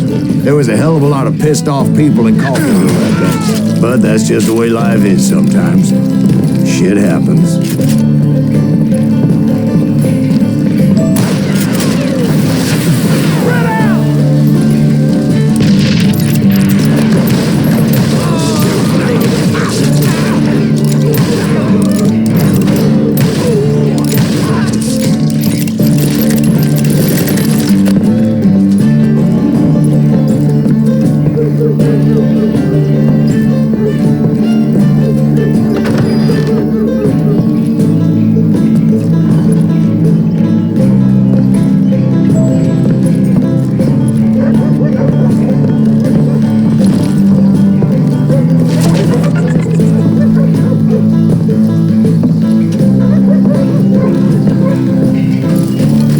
Dalton boys knew I would never give up.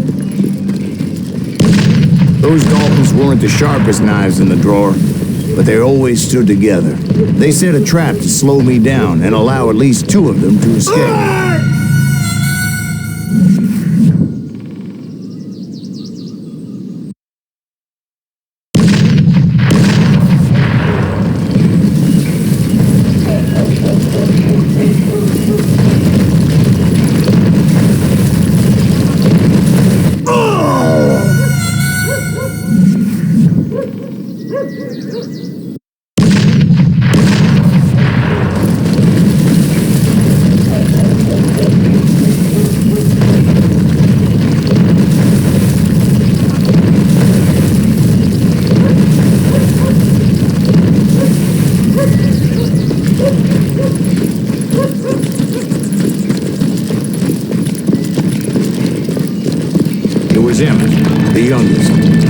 Decided to stand his ground and face me down. I ain't afraid of you, Silas Greaves. This is where it ends for you. He was determined to protect his brothers. I understood how he felt. Taking me on all by his lonesome wasn't exactly a recipe for a long fight. I'll blow your damn head clean off!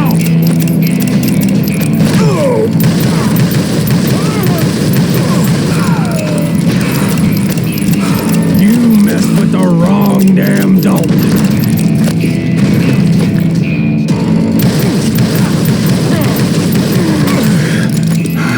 I'm gonna tear you apart.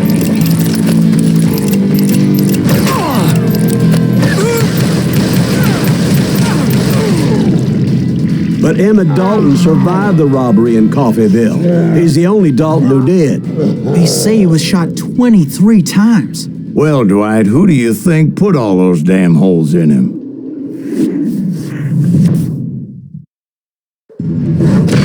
But I have to admit, that boy had grit.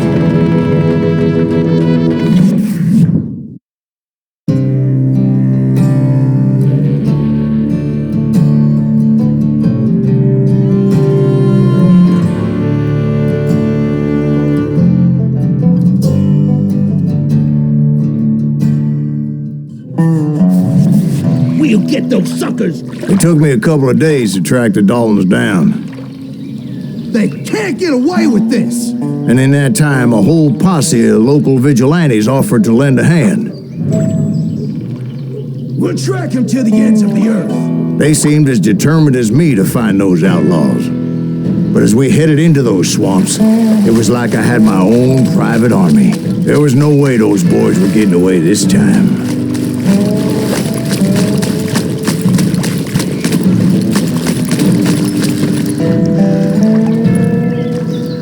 It was early fall, right? Beautiful time of year. At least you had the weather on your side. Not by my recollection. It was damp and foggy as hell. It was tough to stay on a true course, so we kept an eye out for landmarks.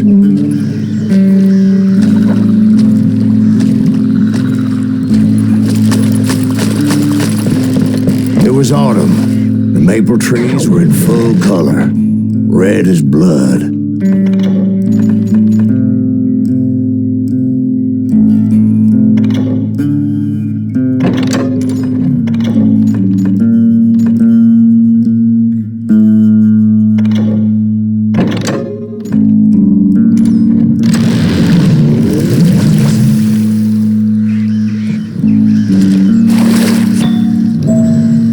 The rains that year were torrential, so the whole area was flooded. The vigilantes had spread out wide, and pretty soon I couldn't see anybody.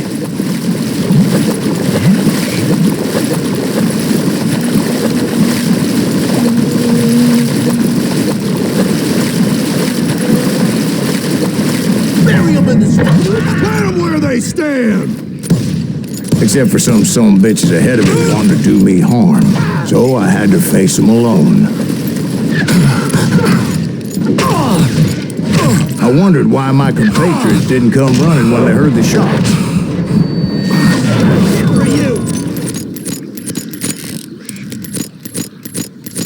Yeah, here!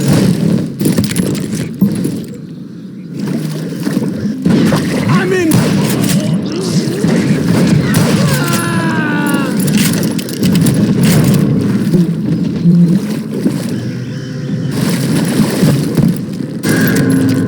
So did you find the Daltons?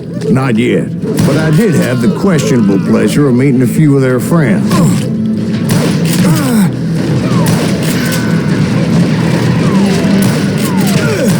he's hurt now! I'm gonna shoot you dead!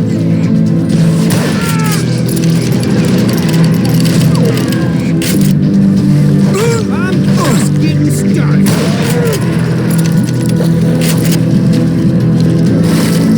The boys had established quite a reputation by that time, so they attracted all manner of riffraff to their cause.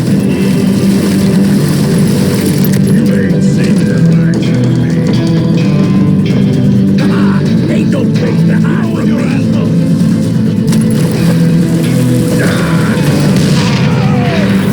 Son of a bitch!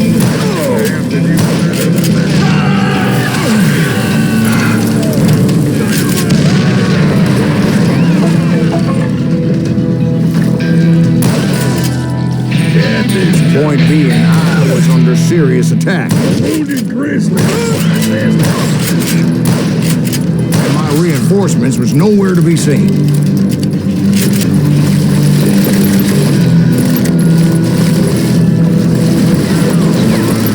Kill that goddamn bounty hunter!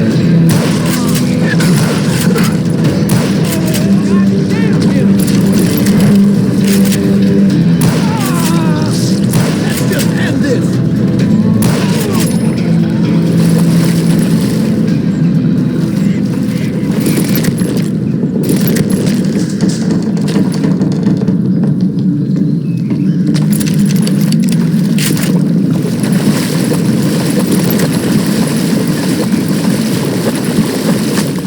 But luckily, a barn materialized as if right before my eyes. I scrambled up top to get a better view.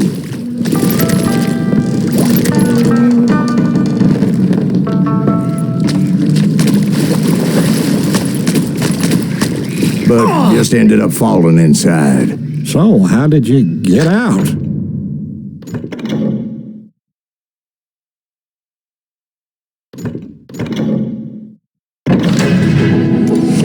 The barn doors was open. About right then, I saw some suspicious characters running for the bushes. Of course, I followed them. But that goddamn swamp was like a goddamn maze, and pretty soon I had no goddamn idea where I was. Steve?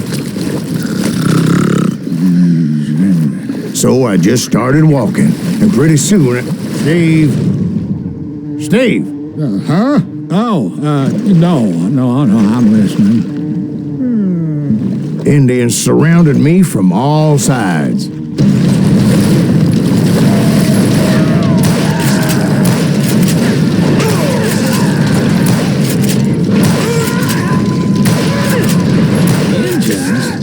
There were Indians? No. I just wanted to make sure Steve was paying attention. Now, where was I? You were following the Daltons through a swamp? That's right. See, Steve? Dwight's paying attention. No, I'm listening. I was just resting my eyes. So, where was I? The Daltons. Right. See, there's a reason so many outlaw gangs are made up of brothers. Being a brother is a very sacred thing. It's a bond like no other. Stop that, son of a bitch! So did you ever find the damn Daltons? Not yet. But I did find a few of their cousins. They breed like rabbits. More Smiths or Heimhoffers or who knows what.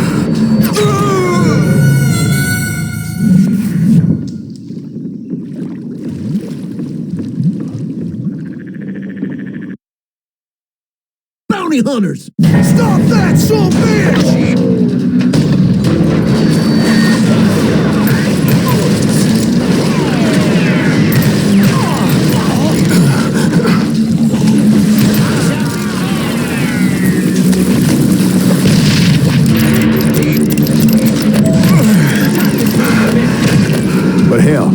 What's more important than family?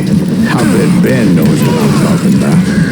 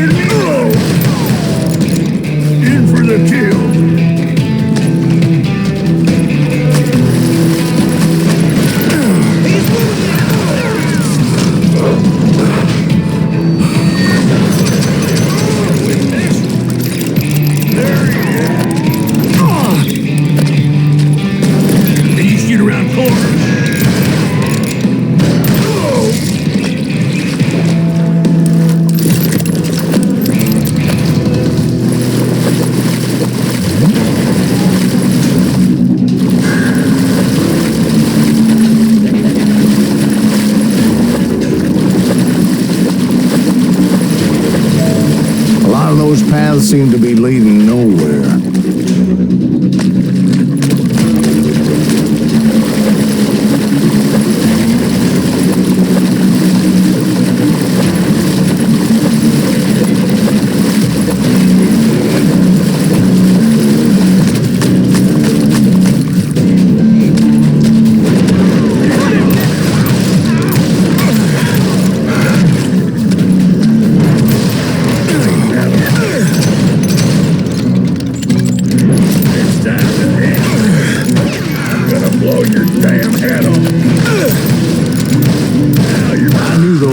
Boys were out there somewhere, standing together against anyone who would threaten them.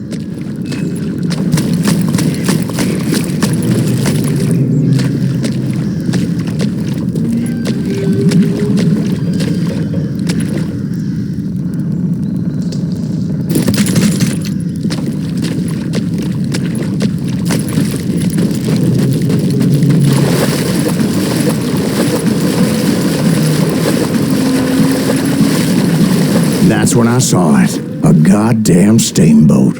A steamboat in a swamp? Yeah, Steve, but this wasn't much more than a wreck, really. But how'd a damn steamboat end up in the swamps? Guess it floated off during the flood of '89. Now, was it a stern-wheeler or a side-wheeler? What? Does that really make a difference, Steve? It was a steamboat with a goddamn army on board. It was then that a fusillade of bullets come raining down from on high, and those vigilantes who accompanied me weren't anywhere to be found. But among those men that were shooting at me, I thought I saw some familiar faces.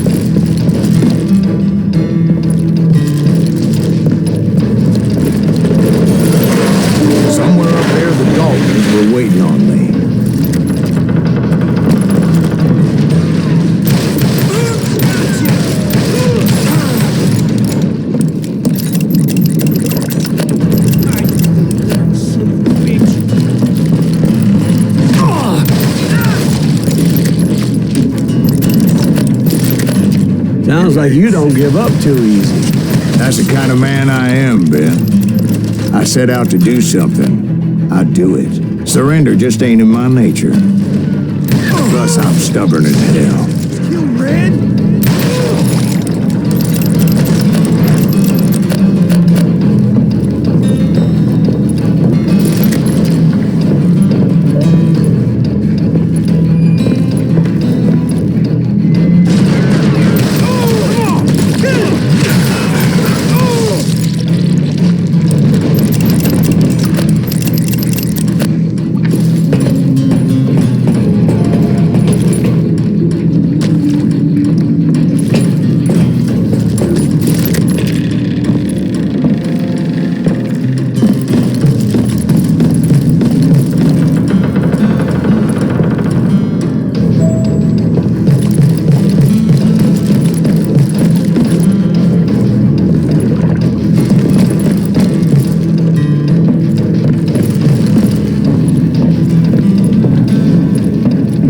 About then, much to my relief, the vigilantes finally arrived. Their leader motioned at a cabin in the middle of the top deck, pointing me directly at the Daltons. I finally had them, after months of dogged pursuit. But it turned out that they had me. Take him out! I'm sending you to hell!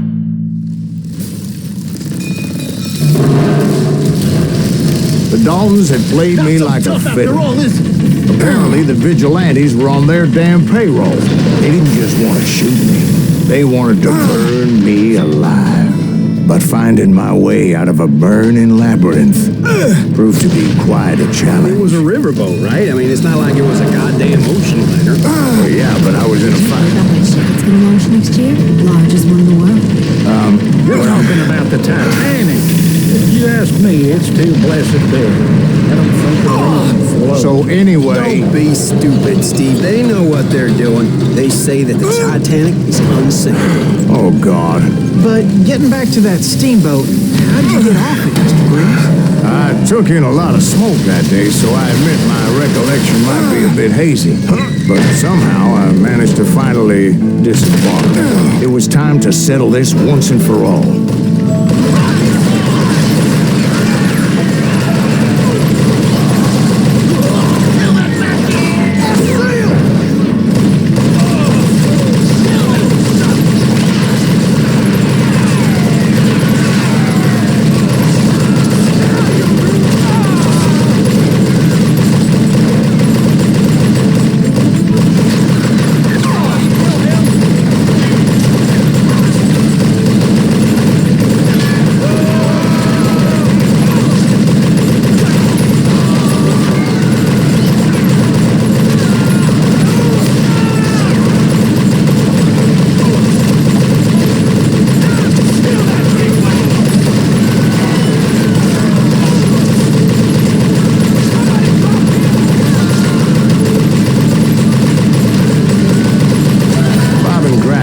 about to come at me one at a time. They were in this together.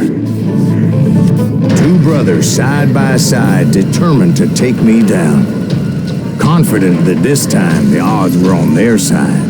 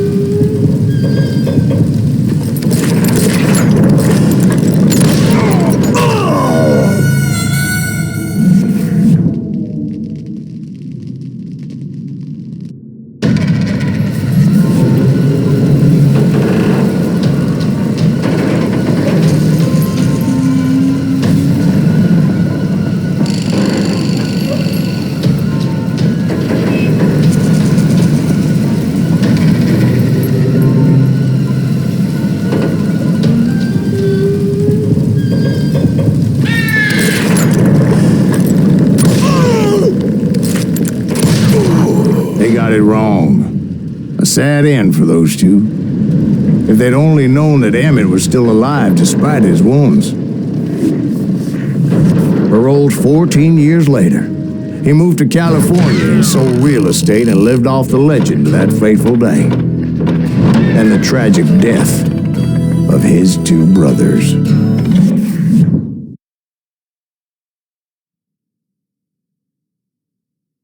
My own brothers died tragically as well, truth be told.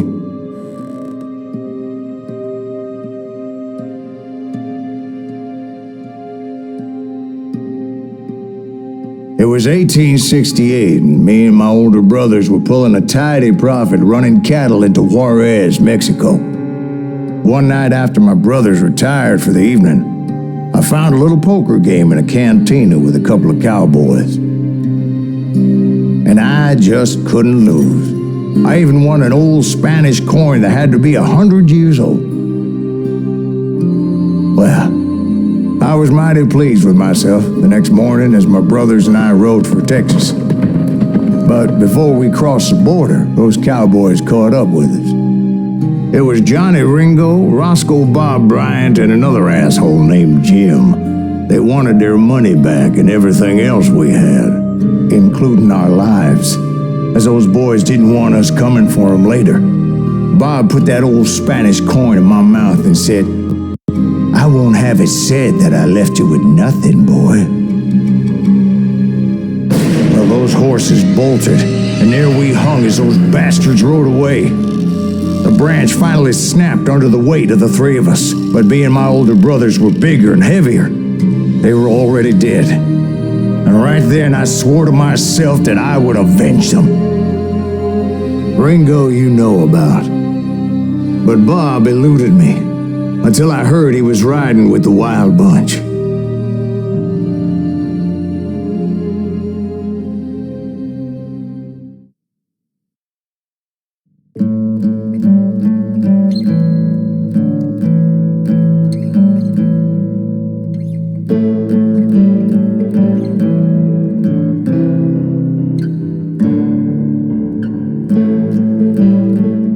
I'd been on their trail for months, ever since they left their hideout in the Bighorn Mountains.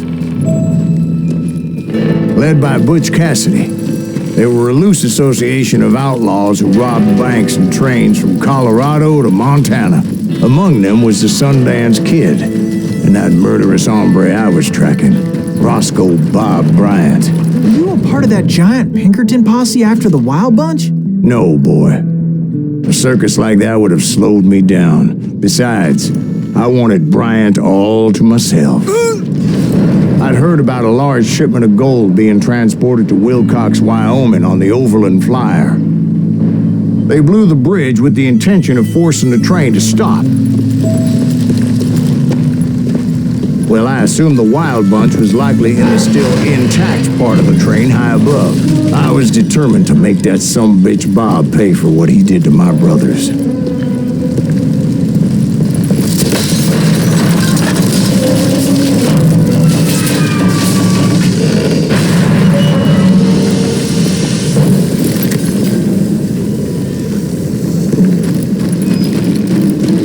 My ears are still ringing from blowing up that bridge.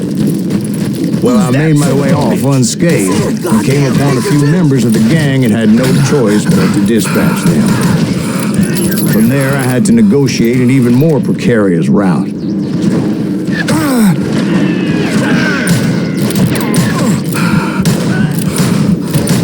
But first, I would need to get my ass out of there.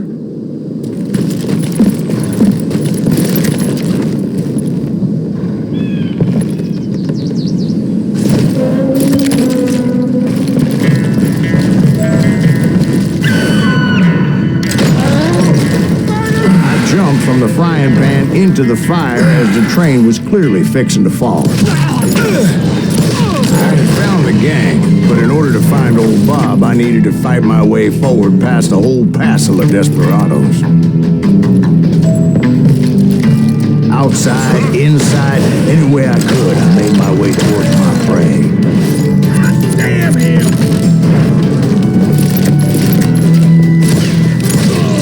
Well, what about the passengers? It was mostly a freight train, as I recall. There were no passengers aboard that day.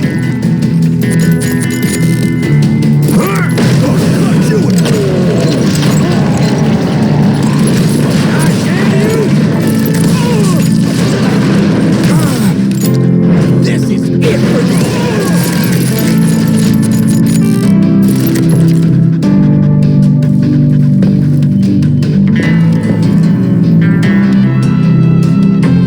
Mentioned before, I am not fond of heights, but I was too busy dodging bullets to worry about falling to my death. Sorry, son of a bitch! Odds were I was likely to die that day anyway, so I was determined to take down as many of those bastards as I could.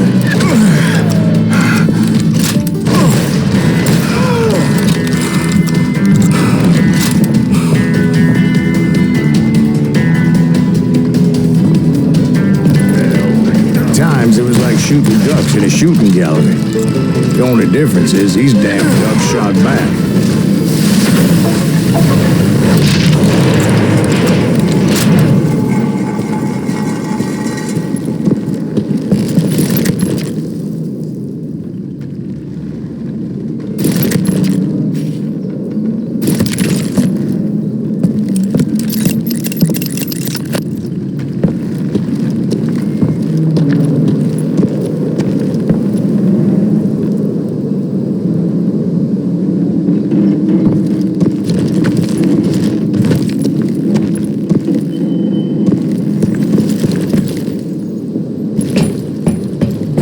I kept hoping the law would show up and give me a hand. Like that giant Pinkerton posse that I read about.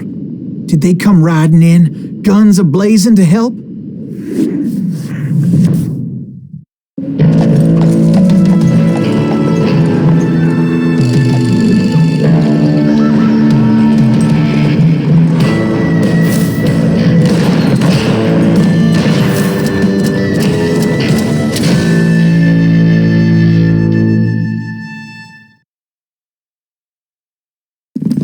Help? From the Pinkertons? No, son. I had to fight the wild bunch all by my lonesome, as usual. Who the hell is that? He's out of his mind! Take cover! Retreat! Retreat!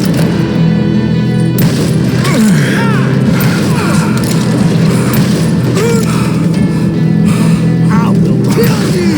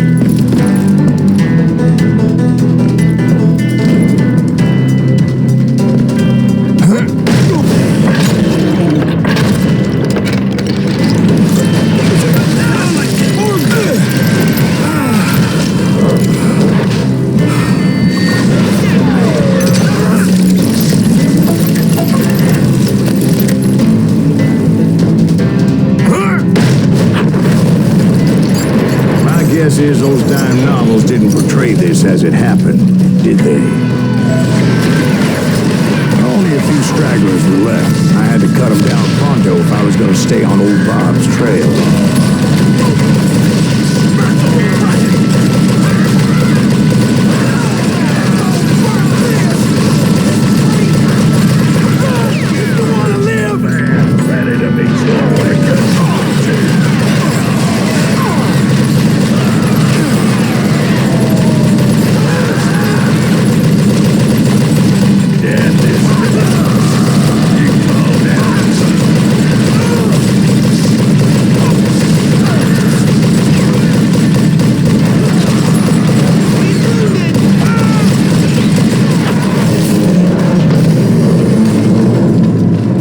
Once I silenced all those guns, I went searching for my nemesis, determined to finally have my justice. But the only survivor who welcomed me was George Flat-Nosed Curry. Who was he? The fastest gun in the gang. Right after Sundance, I mean. And Kid Curry, and maybe Elsie Lay. Though some folks might dispute that.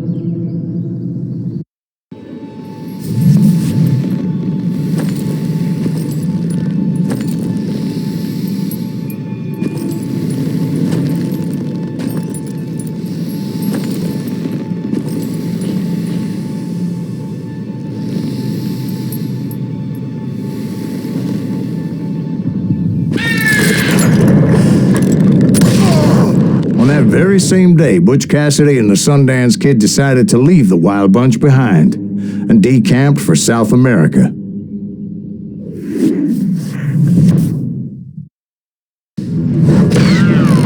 They ended up living down there for many years.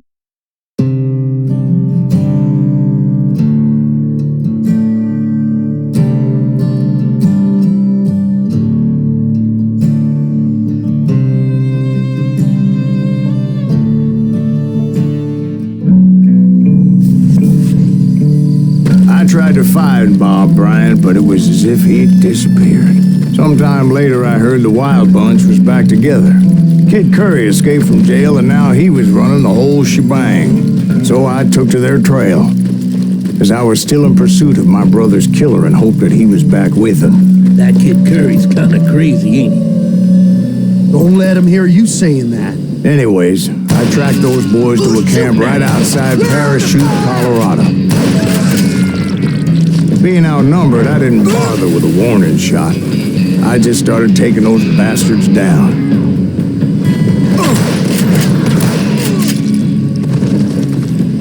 Old Bob wasn't among them, and neither was Kid Curry. I could sense him close by, however, plotting something nasty. I just needed a clue as to their whereabouts.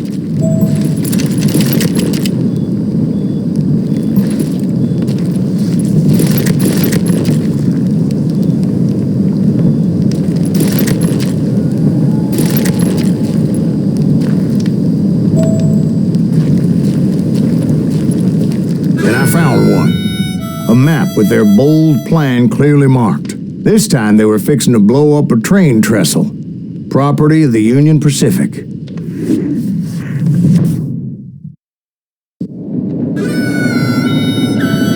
The plan clearly indicated how they were fixing to undermine several of the weakest wooden supports.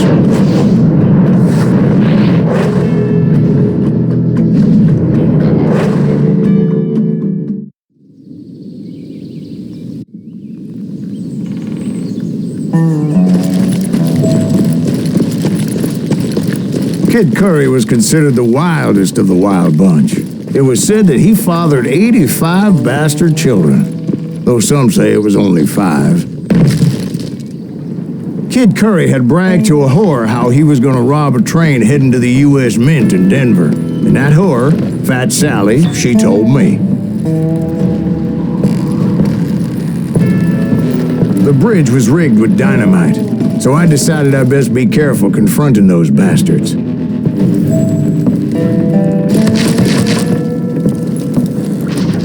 A moment later, I saw a ladder that somehow had escaped my attention.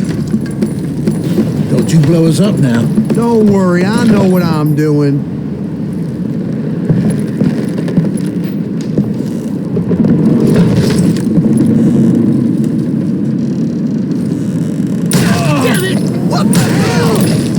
But the wild bunch did not take kindly to my presence and attempted to blow my head off.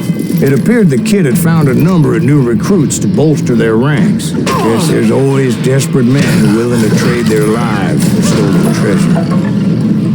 What happened next? Well, having removed the first bundle of dynamite, I decided I might as well remove the other one. Once that was done, I figured I'd find my way from there.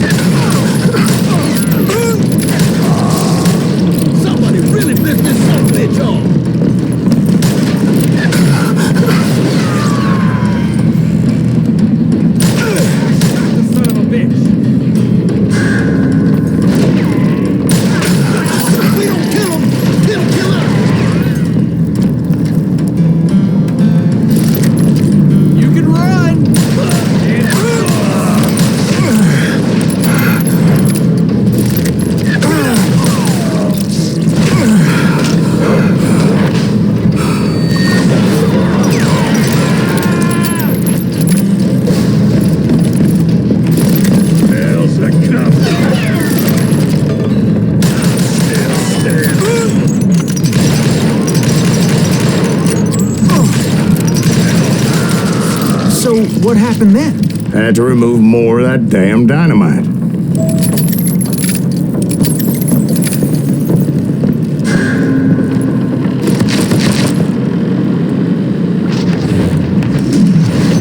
It must have been terrifying trying to make your way across. I was sweating it a bit, but then I noticed a footbridge tied up on high, so I shot the rope.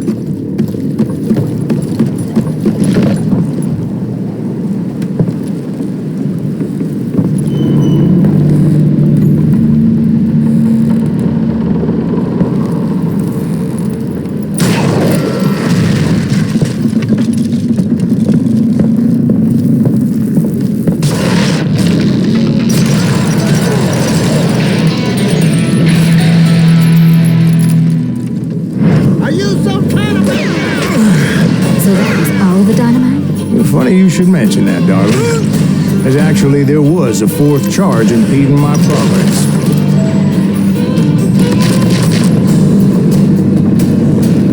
You can run, but you can't hide.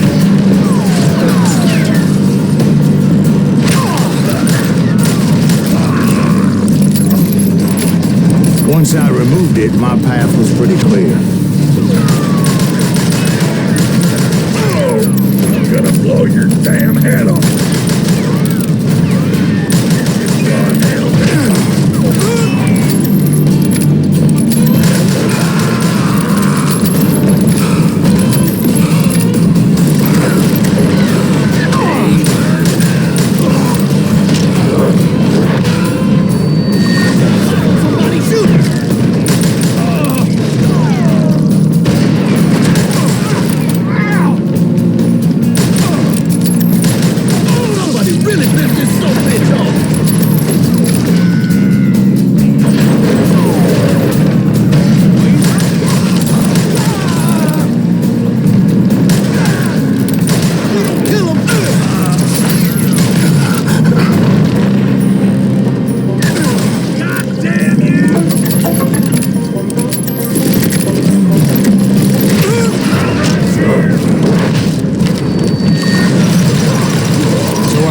continued onward. I realized that that way just wasn't going to work. I needed an alternate path forward.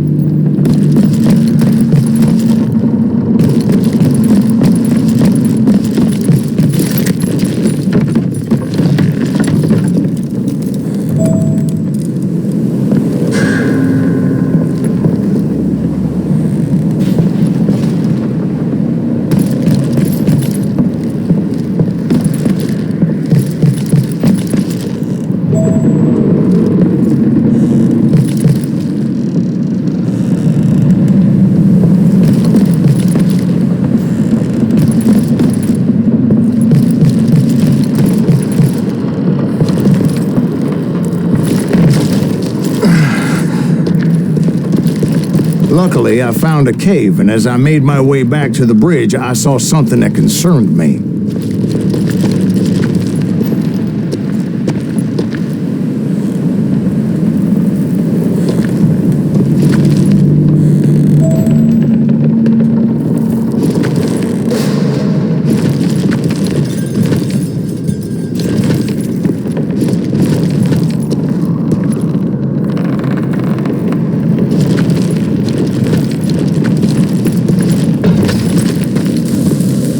A long burning fuse, and it was moving fast as hell.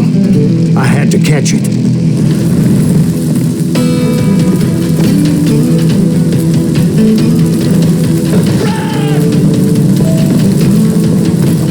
The burning fuse was so damn quick, I had to run like the wind.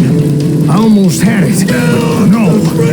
Thought I was gonna have a coronary when I lost sight of those sparks. My heart was pounding like a sledgehammer.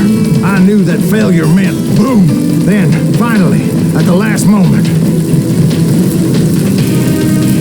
Whew. Of course, I was successful, or clearly I wouldn't be talking to you folks here today. Naturally, I removed the last dynamite charge. Well, it was a touching reunion. But by this time, I was thoroughly exhausted and dragging my ass as I was not a young man anymore.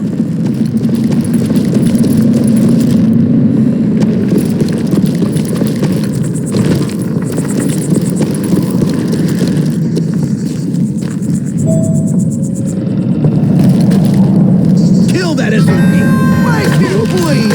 Send it to forget! Finally, I found those boys, or more precisely, they found me. This is Tracer!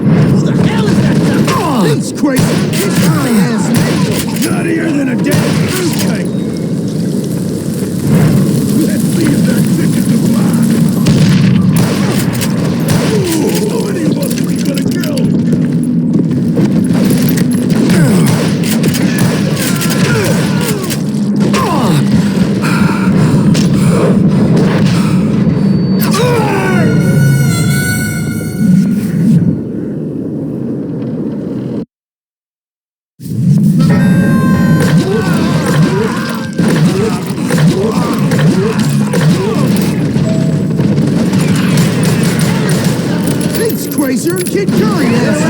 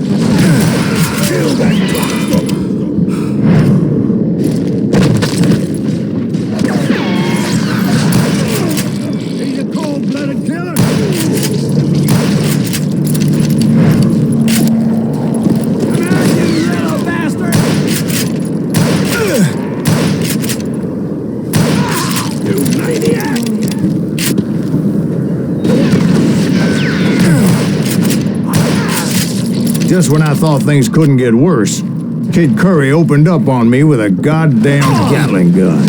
It was hidden in this tunnel and pretty well shielded.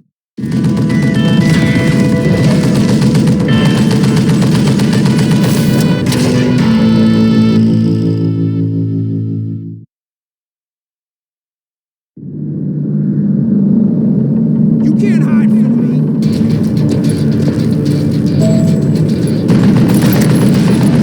You know who I am. Guess you had enough, huh? Can't beat me.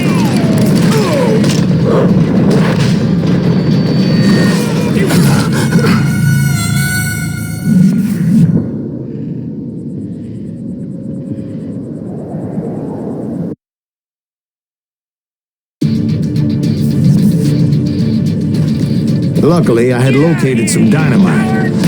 I still, however, had my work cut out for me.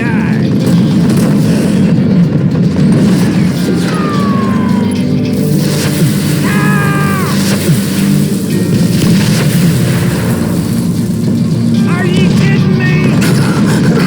This is the last mistake you'll ever make.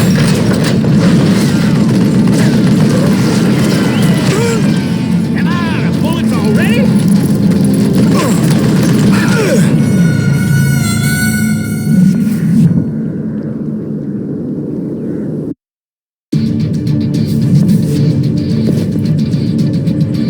Enough! Anything else I can tell you? Come on, come on, come on!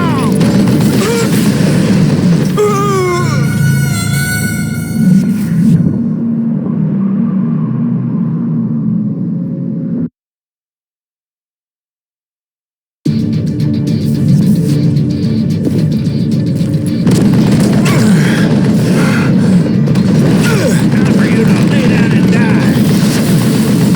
Shit! You can't hide forever.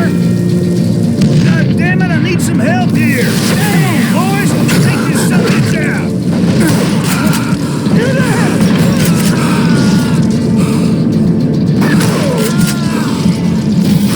It's not fair.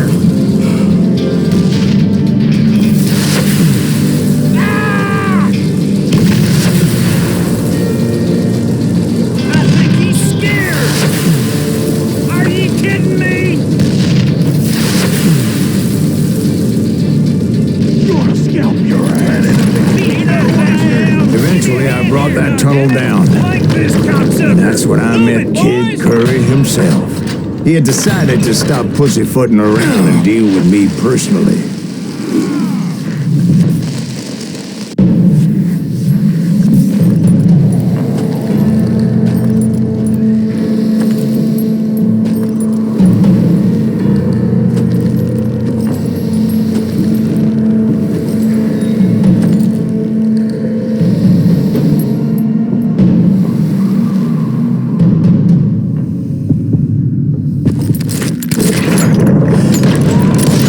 As fast as he was, I was just a bit faster.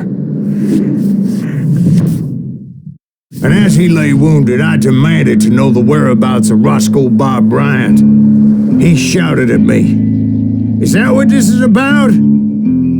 Bob went with Butch and Sundance to South America.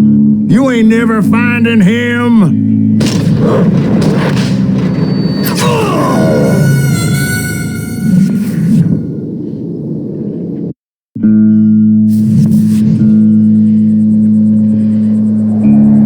He shouted at me, "Is that what this is about?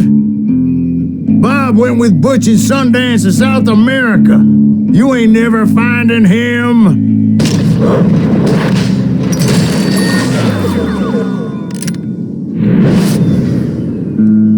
Those were his last words.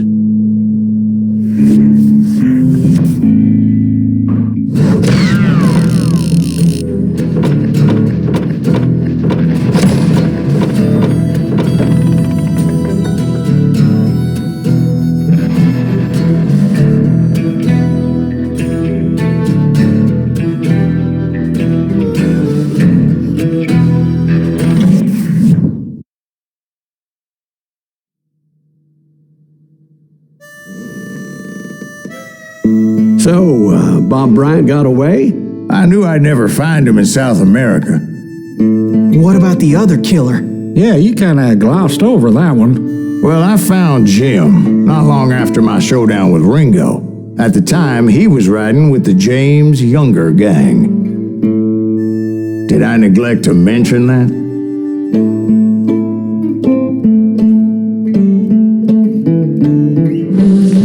Jesse James? The greatest outlaw who ever lived? Jesse and his kin rode with Quantrill when he raided Lawrence, Kansas, and killed near 200 people, boy. Nothing great about that. And from there, him and his brother went on to rob banks and trains from Kansas to Missouri. Which is why there was such a rich bounty on their heads. 40 grand for both of them, dead or alive. That's one hell of a payday.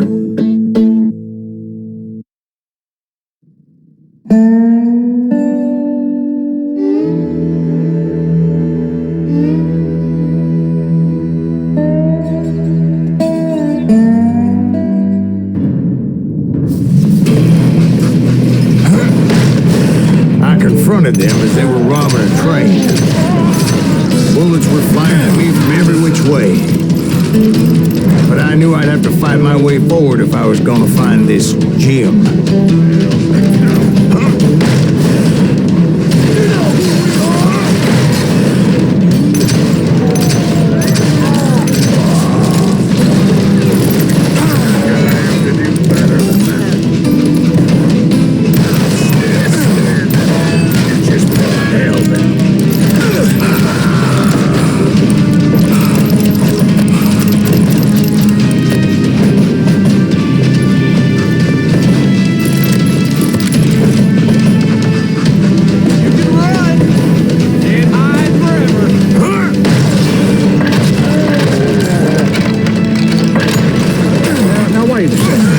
Stop this train in the first place? Well, the James boys were experts at this.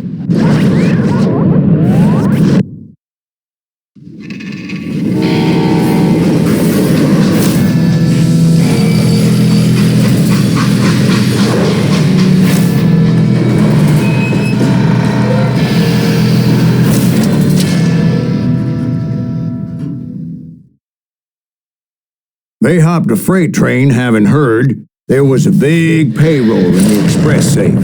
So, I hopped the same train.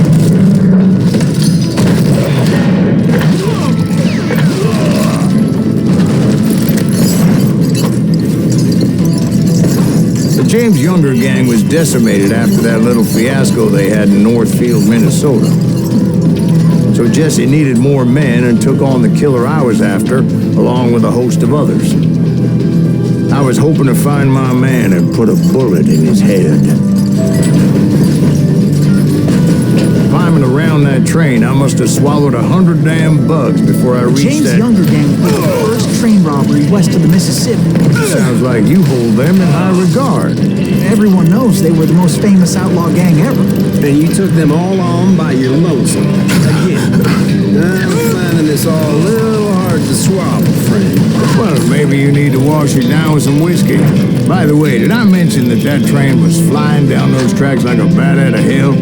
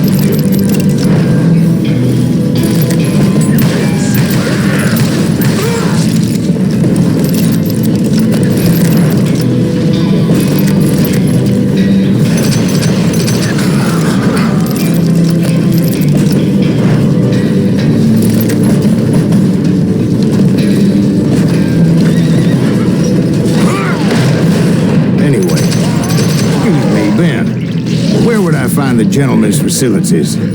Suddenly I have an urgent need to drain my one-eyed snake. Well, I've had more than a few drinks, and I've been sitting here for quite a spell.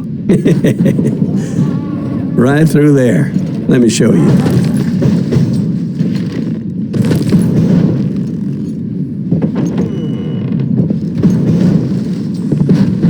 I never heard so much malarkey in my life. You think he's bullshitting us? You don't think he's Silas Greaves? I think he's just some old drunk looking for some free liquor. I don't know, Jack. I think I believe him. You don't think he met Jesse James? Oh, you gotta be kidding me. That story makes no sense at all. Jack. I mean, you gotta be 2 bricks short of a load to believe that cock and bull story. I don't agree. Jack, lay off the But bar. you seriously think that tired old man went toe-to-toe with Jesse James? Well, that's better. Coming back. Did I mention that this Jim was married to the infamous Belle Starr? Of course, I didn't learn that until later. Anyway, I made my way forward the best I could. Around the sides, over the roof. At some point, some bitch saw me and shouted out, "It's the damn Pinkertons!" It's the damn Pinkertons! Now, I never worked for that limey cocksucker, but I guess they assumed I was one of his assassins.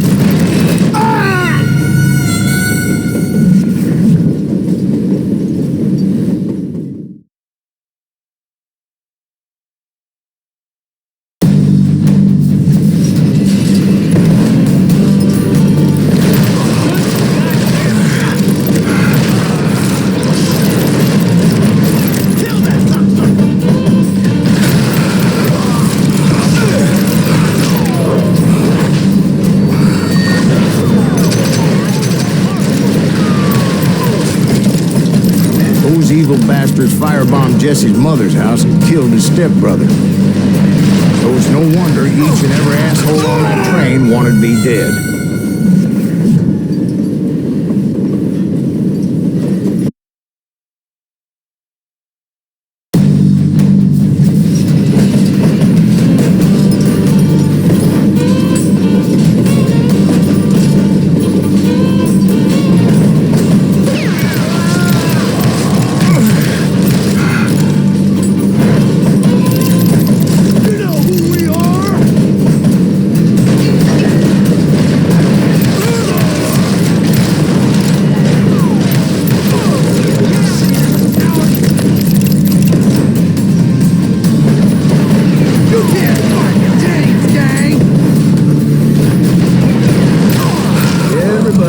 Mistaking you for somebody else, aren't they? Why is that, I wonder? Don't let me know, Jack. I'm just telling you how I remember it. I bet you are. You know you can't do that.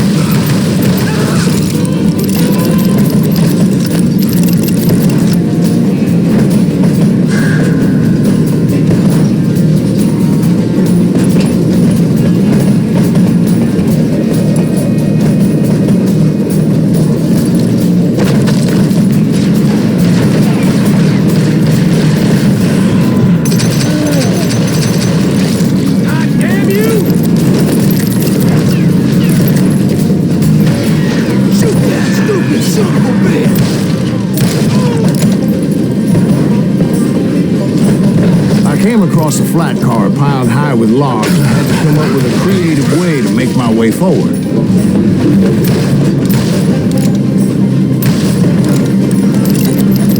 I wondered if I was ever going to find the front of that train, or the bastard I was after. Right about then, I was attacked by some asshole on a Gatling gun. Yeah, seems like you run into a lot of them. Asshole? Gatling guns. Yes, I did. Now, I don't remember how I took it out. It was either a bullet or dynamite. Oh, where would you find dynamite? Does it really matter, Jack? You're messing with the flow of the story here.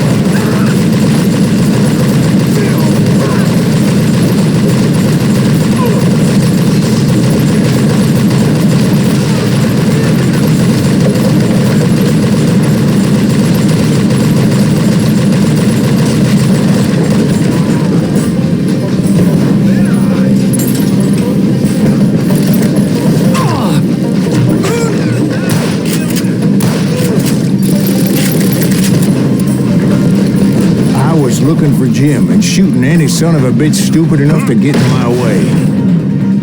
And that included Jesse James himself.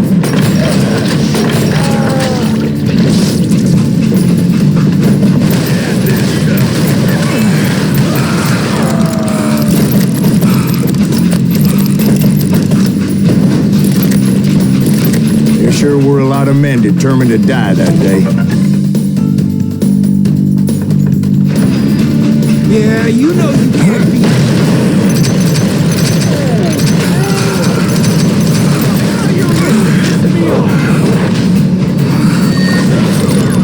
You see that? Shit! I'll kill you!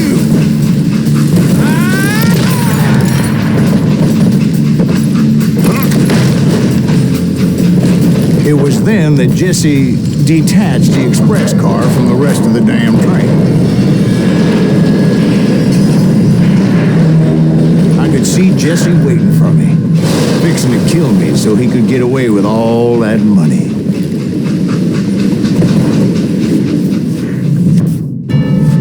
You had a showdown with Jesse James? Of course he didn't. Everybody knows that Jesse was killed by Bob Ford. Yeah. Jesse went out like John Wesley Hardin. Coward shot him in the back of the head. Guess it doesn't matter how far you run, does it, Ben? Your past always catches up with you.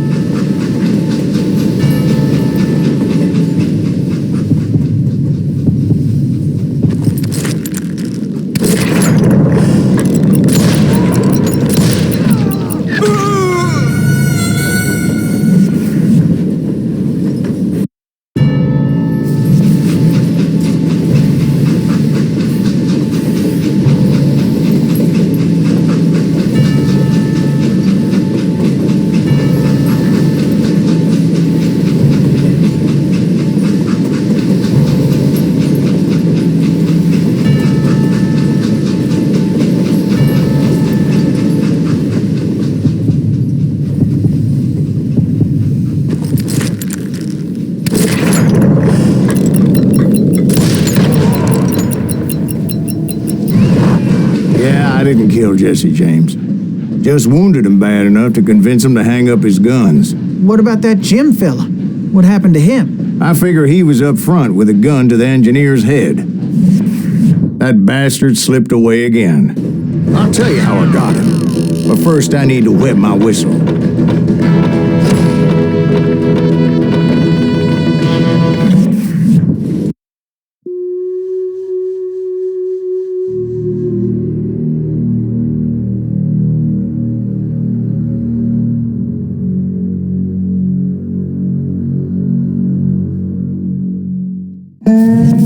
After my showdown with Jesse, I continued to track his brother, Frank, and that son of a bitch, Jim.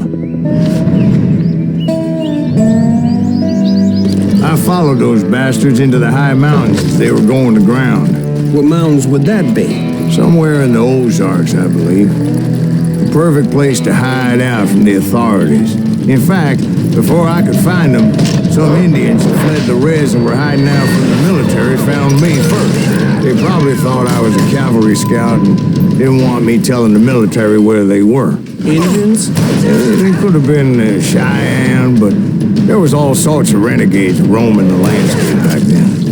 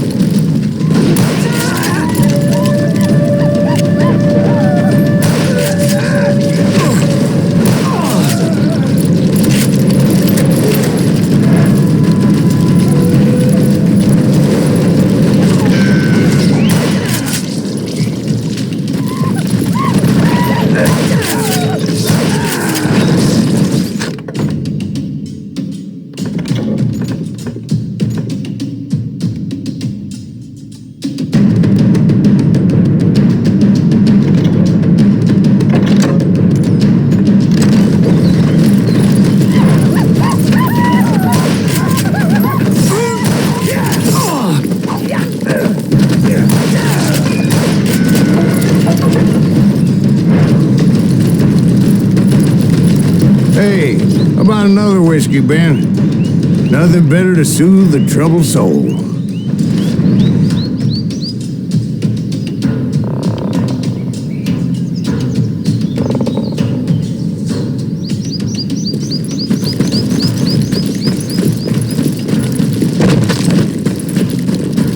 Now, where was I? Indians, right. I had more than my share of run-ins with the red man. Like that time. Did I tell you about Grey Wolf? Yes, sir. You did. Ah, of course I did. In fact, I can still remember that old medicine man's words to me. Jesus Christ, we're back to that again. You carry great darkness in your heart. It will claim your soul. Come to this place again and kill many more men.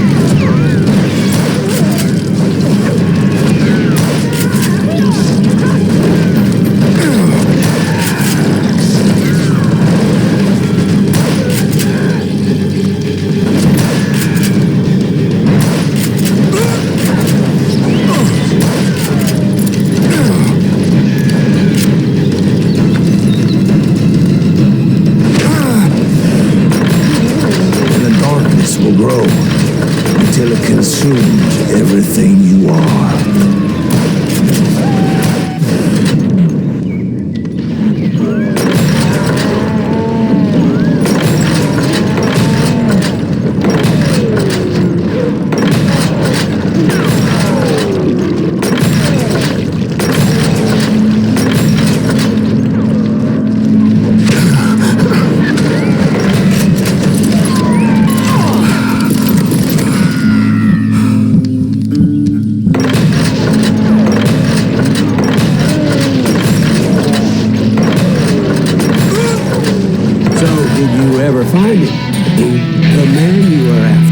Let me ask you something, Ben. You ever think about death?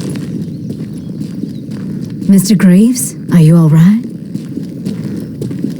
Oh, death.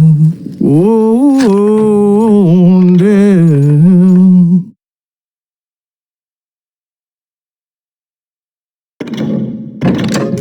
Won't you spare me over till another year? What is this that I can't see with ice cold hands taking hold of me?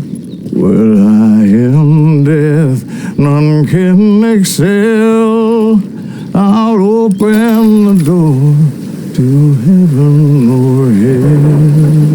Oh, death, someone would pray.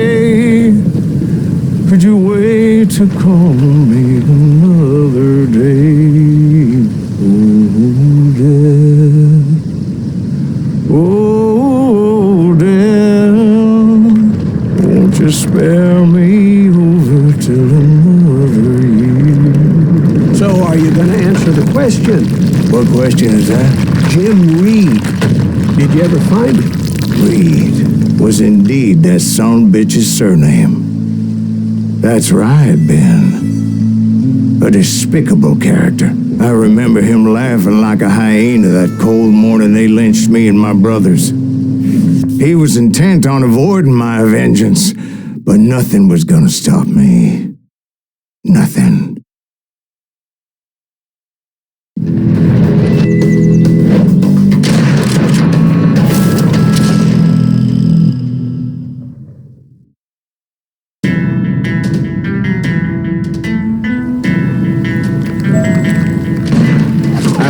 Did track those outlaws down. They had long rifles with scopes and were well positioned to pick off any poor soul who came anywhere close.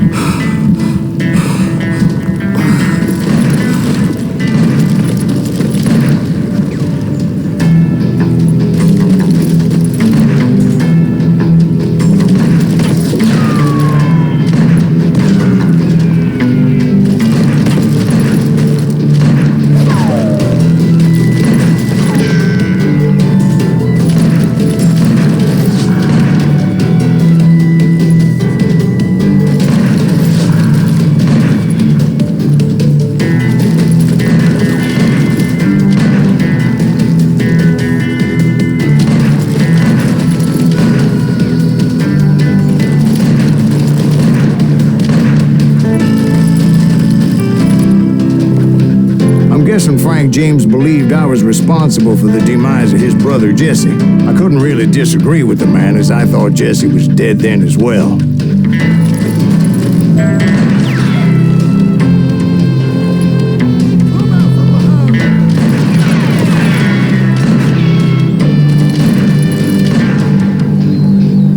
He backed off as I closed in on him, but he was still intent on killing me. And when I closed in on him again, he backed off again, looking for a better angle on me.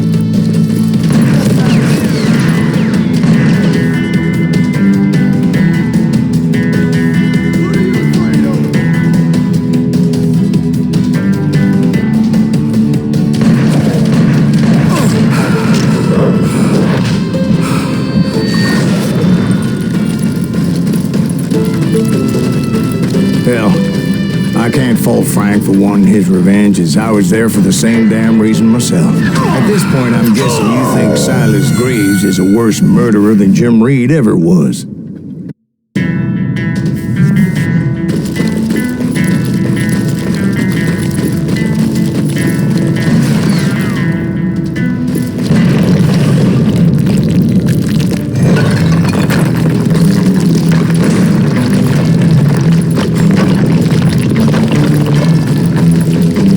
Isn't that why you were hunting the James gang? The James gang. Right. I finally found Frank holed up in his mountain cabin, and he was determined to have me dead. It was a pitched battle that could have gone either way. Luckily, I had some dynamite in my possession. Dynamite? On your person?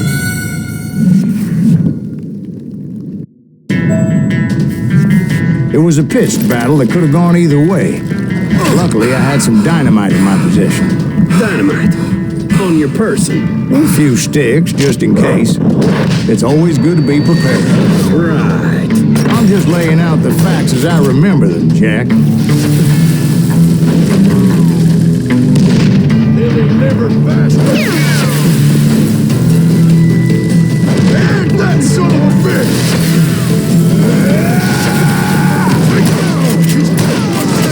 Put him down! I want that bastard in there! Run you a new smile! Goddamn bull maggot!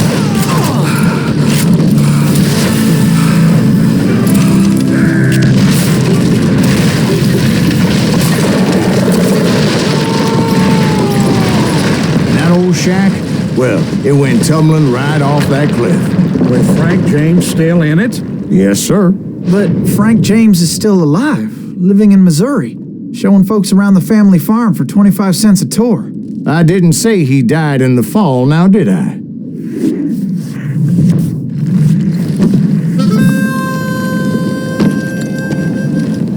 done with this damnable outlaw life. Kill me, don't kill me, do what you will. At this point, I just don't give a shit. I explained to Frank that I had nothing against him personally and that I was looking for someone else. You want Reed? Have at him. I never did like that bastard. I am done here. We parted in peace as Frank pointed out the path to my prey before making his way back down the hill.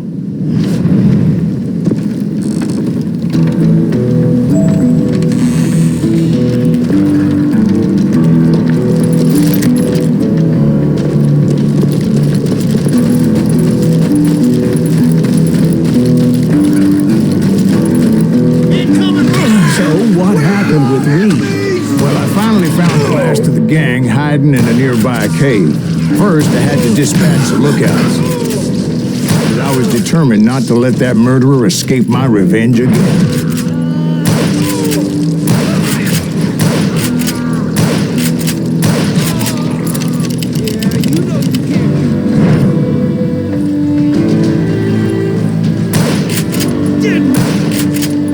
Rather than wander in willy-nilly, I decided it would be better to smoke that sumbitch out. Hey, Reed! I shouted. No wonder you're so ornery.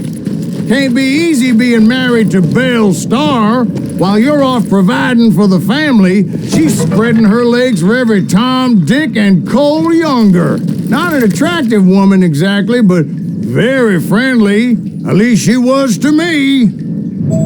Son of a bitch! It was then that the last bunch of bandits jumped out of hiding. Why won't this asshole give up? Would someone please kill him?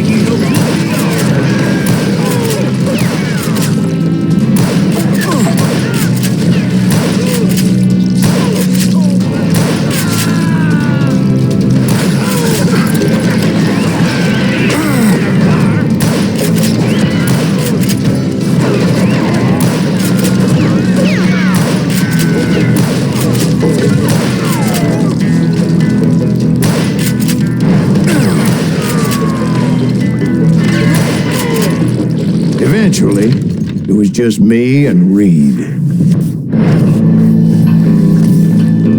I had waited a long time to face him down, so I could repay him for what he did to my brothers.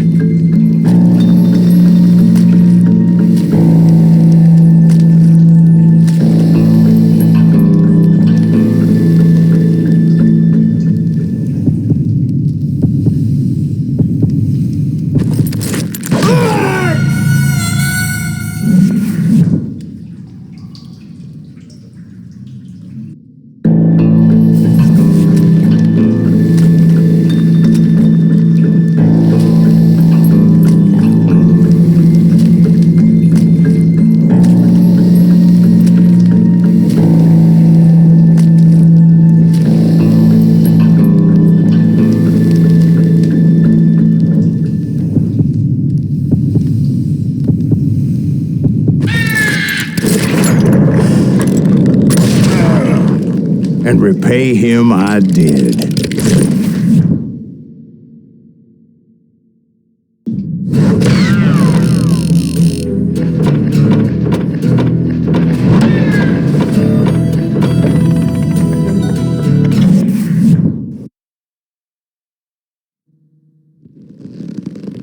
Well, I don't know about you boys, but I'm pretty beat. Well, it's too damn bad you never found that Bob character. Seems a shame you never had to pay. Well, funny thing about that, I did have one more chance at him.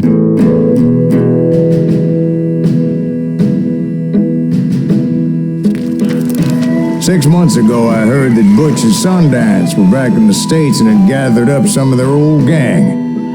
I tracked them down, hoping that Roscoe Bob Bryant had returned with him. So you're saying they didn't die down in Bolivia? That's what I'm saying.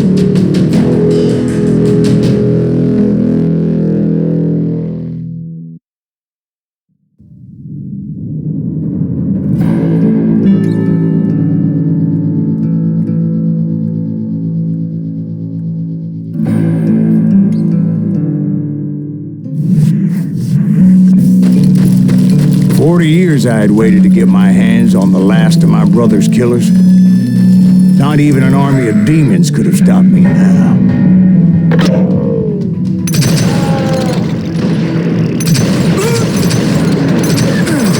Both Johnny Ringo and Jim Reed fell fairly quickly. But the last one, Roscoe Bob Bryant, that son of a bitch had managed to escape my vengeance time and time again.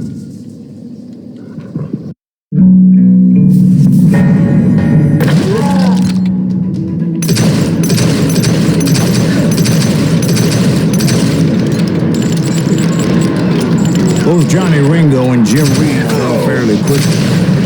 But the last one, Roscoe Bob Bryant, that son of a bitch had managed to escape my vengeance time and time again. I couldn't even be certain I'd recognize him after all those years. By now, he had to be close to 70. For all you know, he could have been dead. That thought had indeed crossed my mind, as did others.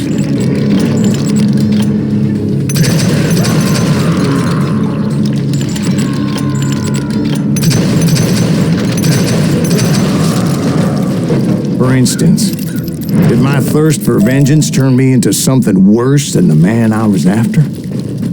By this point in my storied career, I had killed more men than Bob Bryant ever had. I was furious as hell at that bastard for making me who I am. A man with no family, no friends. Nothing could stop me from taking his life. And after that killer forever. From the time I rode with Billy the Kid. But that chapter of my story you already know.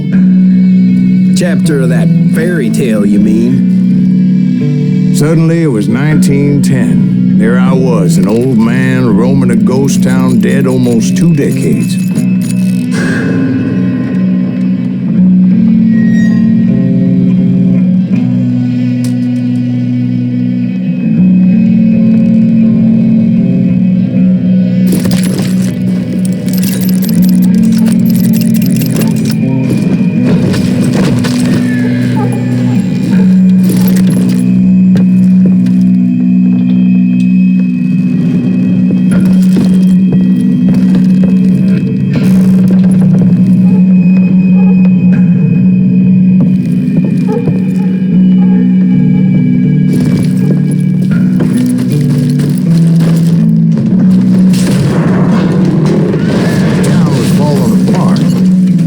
Like me.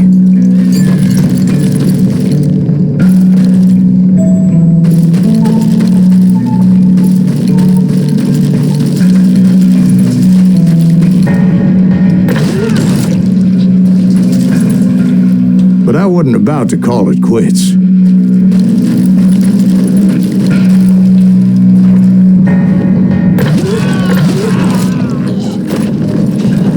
Even though the ghosts of my dead brothers were begging me to end what I started so long ago. Mr. Graves, are you all right? Would you like some water? The Wild Bunch knew I was there. They were after a treasure they had hidden before they fled, buried in the grave of a dead amigo. Some folks think the town is haunted, so they figured there wouldn't be many people poking around. I intended to fill that grave with Bob Bryant's corpse. But like I said, the bandits knew I was on to them. They lured me in and hit me with everything they had.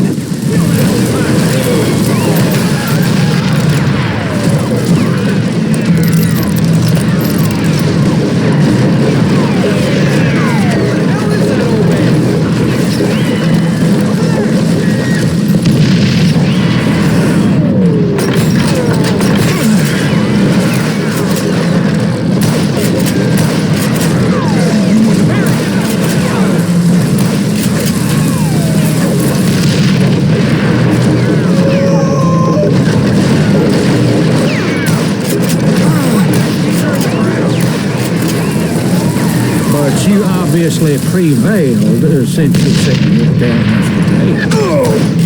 Actually, in that moment, I did not prevail. So I suppose we're talking to a ghost. Funny you should put it like that, Jack.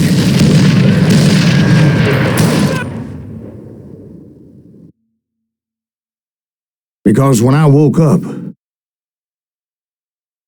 From the dead? There was silence all around me. I could swear to God I saw Billy then. Billy who? Billy, the kid. William Bonney. He was shooting at me from a rooftop. Here, there, even over there. So I am right. You are titched in the head. Mr. Greaves, perhaps we should switch you to coffee? You see that old Indian again, too? No, but I did see Billy's killer, Patrick Floyd Garrett. He came at me guns a-blazing. But I knew that old war horse had died 2 years before. I wondered if maybe I was dead too and confronting the ghosts of my past. Perhaps all my sins were coming back to haunt me and drag me down to perdition.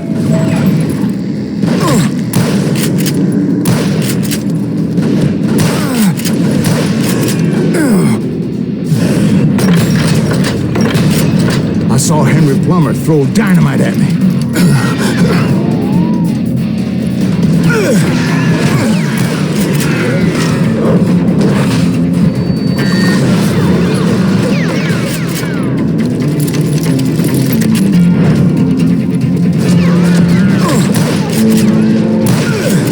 In the gates of the cemetery, I saw John Wesley Hardin, just like I remembered him.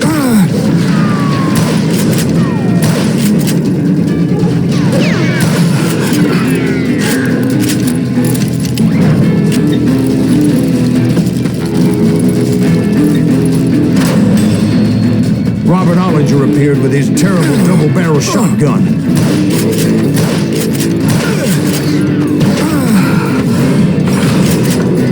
Ghost Army was stopping me. My father-in-law got hit with a falling branch. He spent the rest of his life talking to dogs. Newman Hayes Clanton, William Brocious, John Peters Ringo, they all wanted me dead.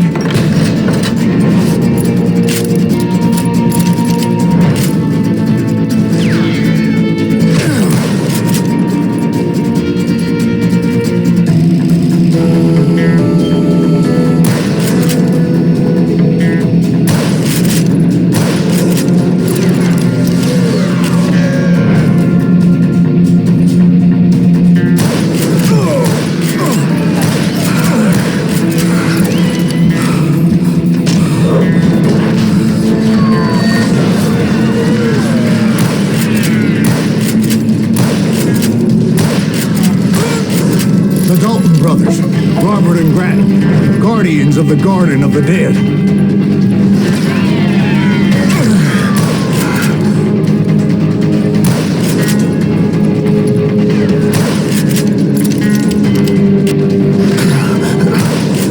George Curry and Harvey Logan, alias Kid Curry, both thirsty for vengeance from the great beyond.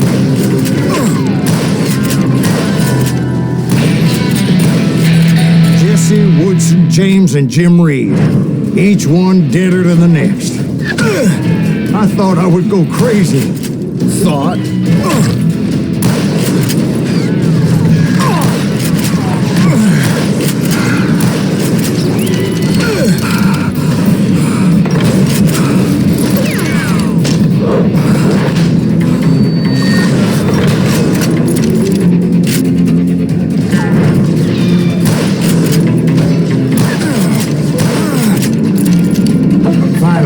Saw Harry Alonzo Longabaugh. The Sundance Kid?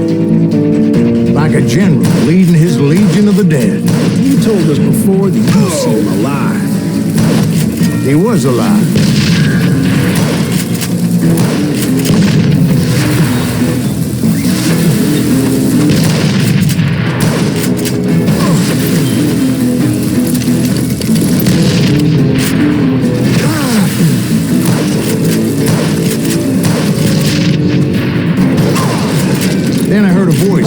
to me from afar. It was Robert Leroy Parker, a.k.a. Butch Cassidy, coming at me from out of the fog.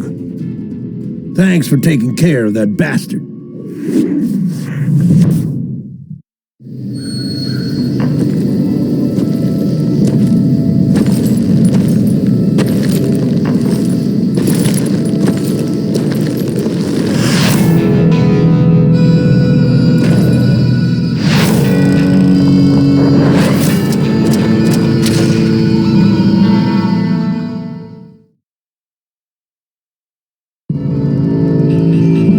But the kid wasn't quite deceased. Not yet. Takes more than one little bullet to kill the likes of me, partner. Those two looked like they hadn't seen each other for quite a while.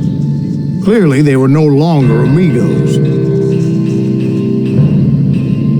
Shit. I was hoping I wouldn't have to kill you. You won't have to, Butch. I'm killing you first. I asked them about Bob Bryant, but they were too busy with their own heated conversation. Let me get this shit straight. You want my money and the love of my life? You frittered it all away, Butch. Etta's mine. So is that damn money. I didn't want to shoot anybody until I had an answer to my question, but those boys didn't give me much of a choice.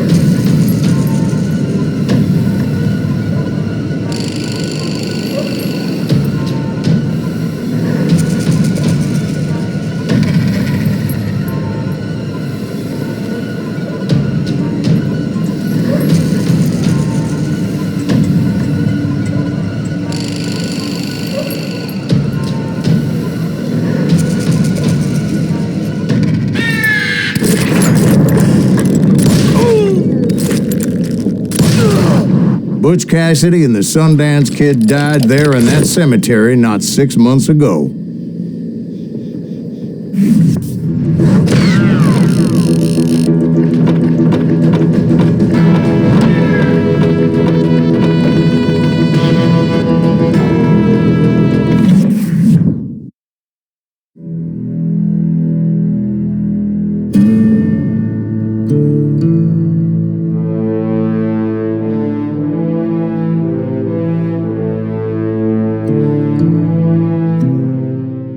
Butch Cassidy and the Sundance Kid were killed by the Bolivian army. Everybody knows that. That's the legend, but it ain't the truth. So, you never found Bob? There is no Bob. This old sumbitch ain't even Silas Greaves.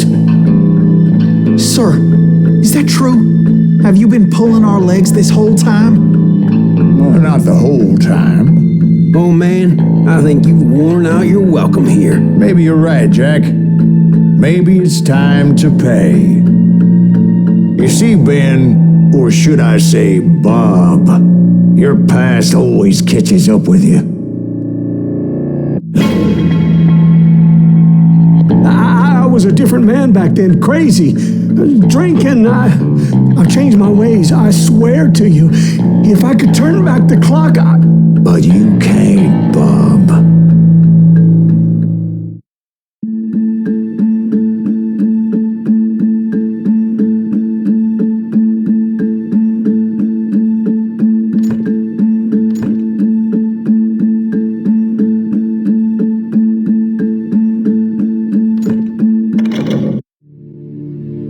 Why'd you toy with me like that, telling those tales, knowing all along? Why not just lay your cards on the table? Wanted to suss you out, Bob. See what kind of man you turned out to be. Maybe prod you into drawing on me. See, all those years on your trail turned me into a killer. Can't even remember who I was before you tried to murder me. You, on the other hand, walked that very same path in exactly the opposite direction.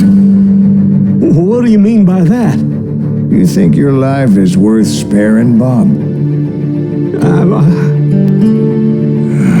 Boy, what's your name again? It's Eisenhower, sir. Dwight Eisenhower. What do you plan to do with your life, Dwight Eisenhower? Tomorrow I'll be leaving for West Point, sir. So, you want to be a soldier? Well, then do it right, son. Don't tear down the world out of anger and spite like I did. You build it up. You do something decent with your life. You hear me? Sir? Yes, sir.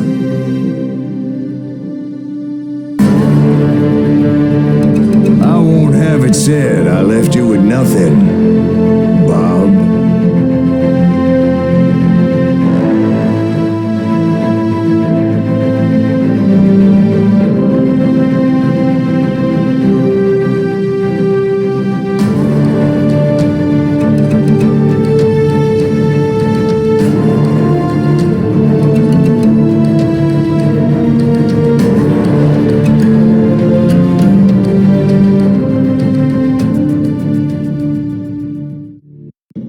Ooh, dear. Oh, dear.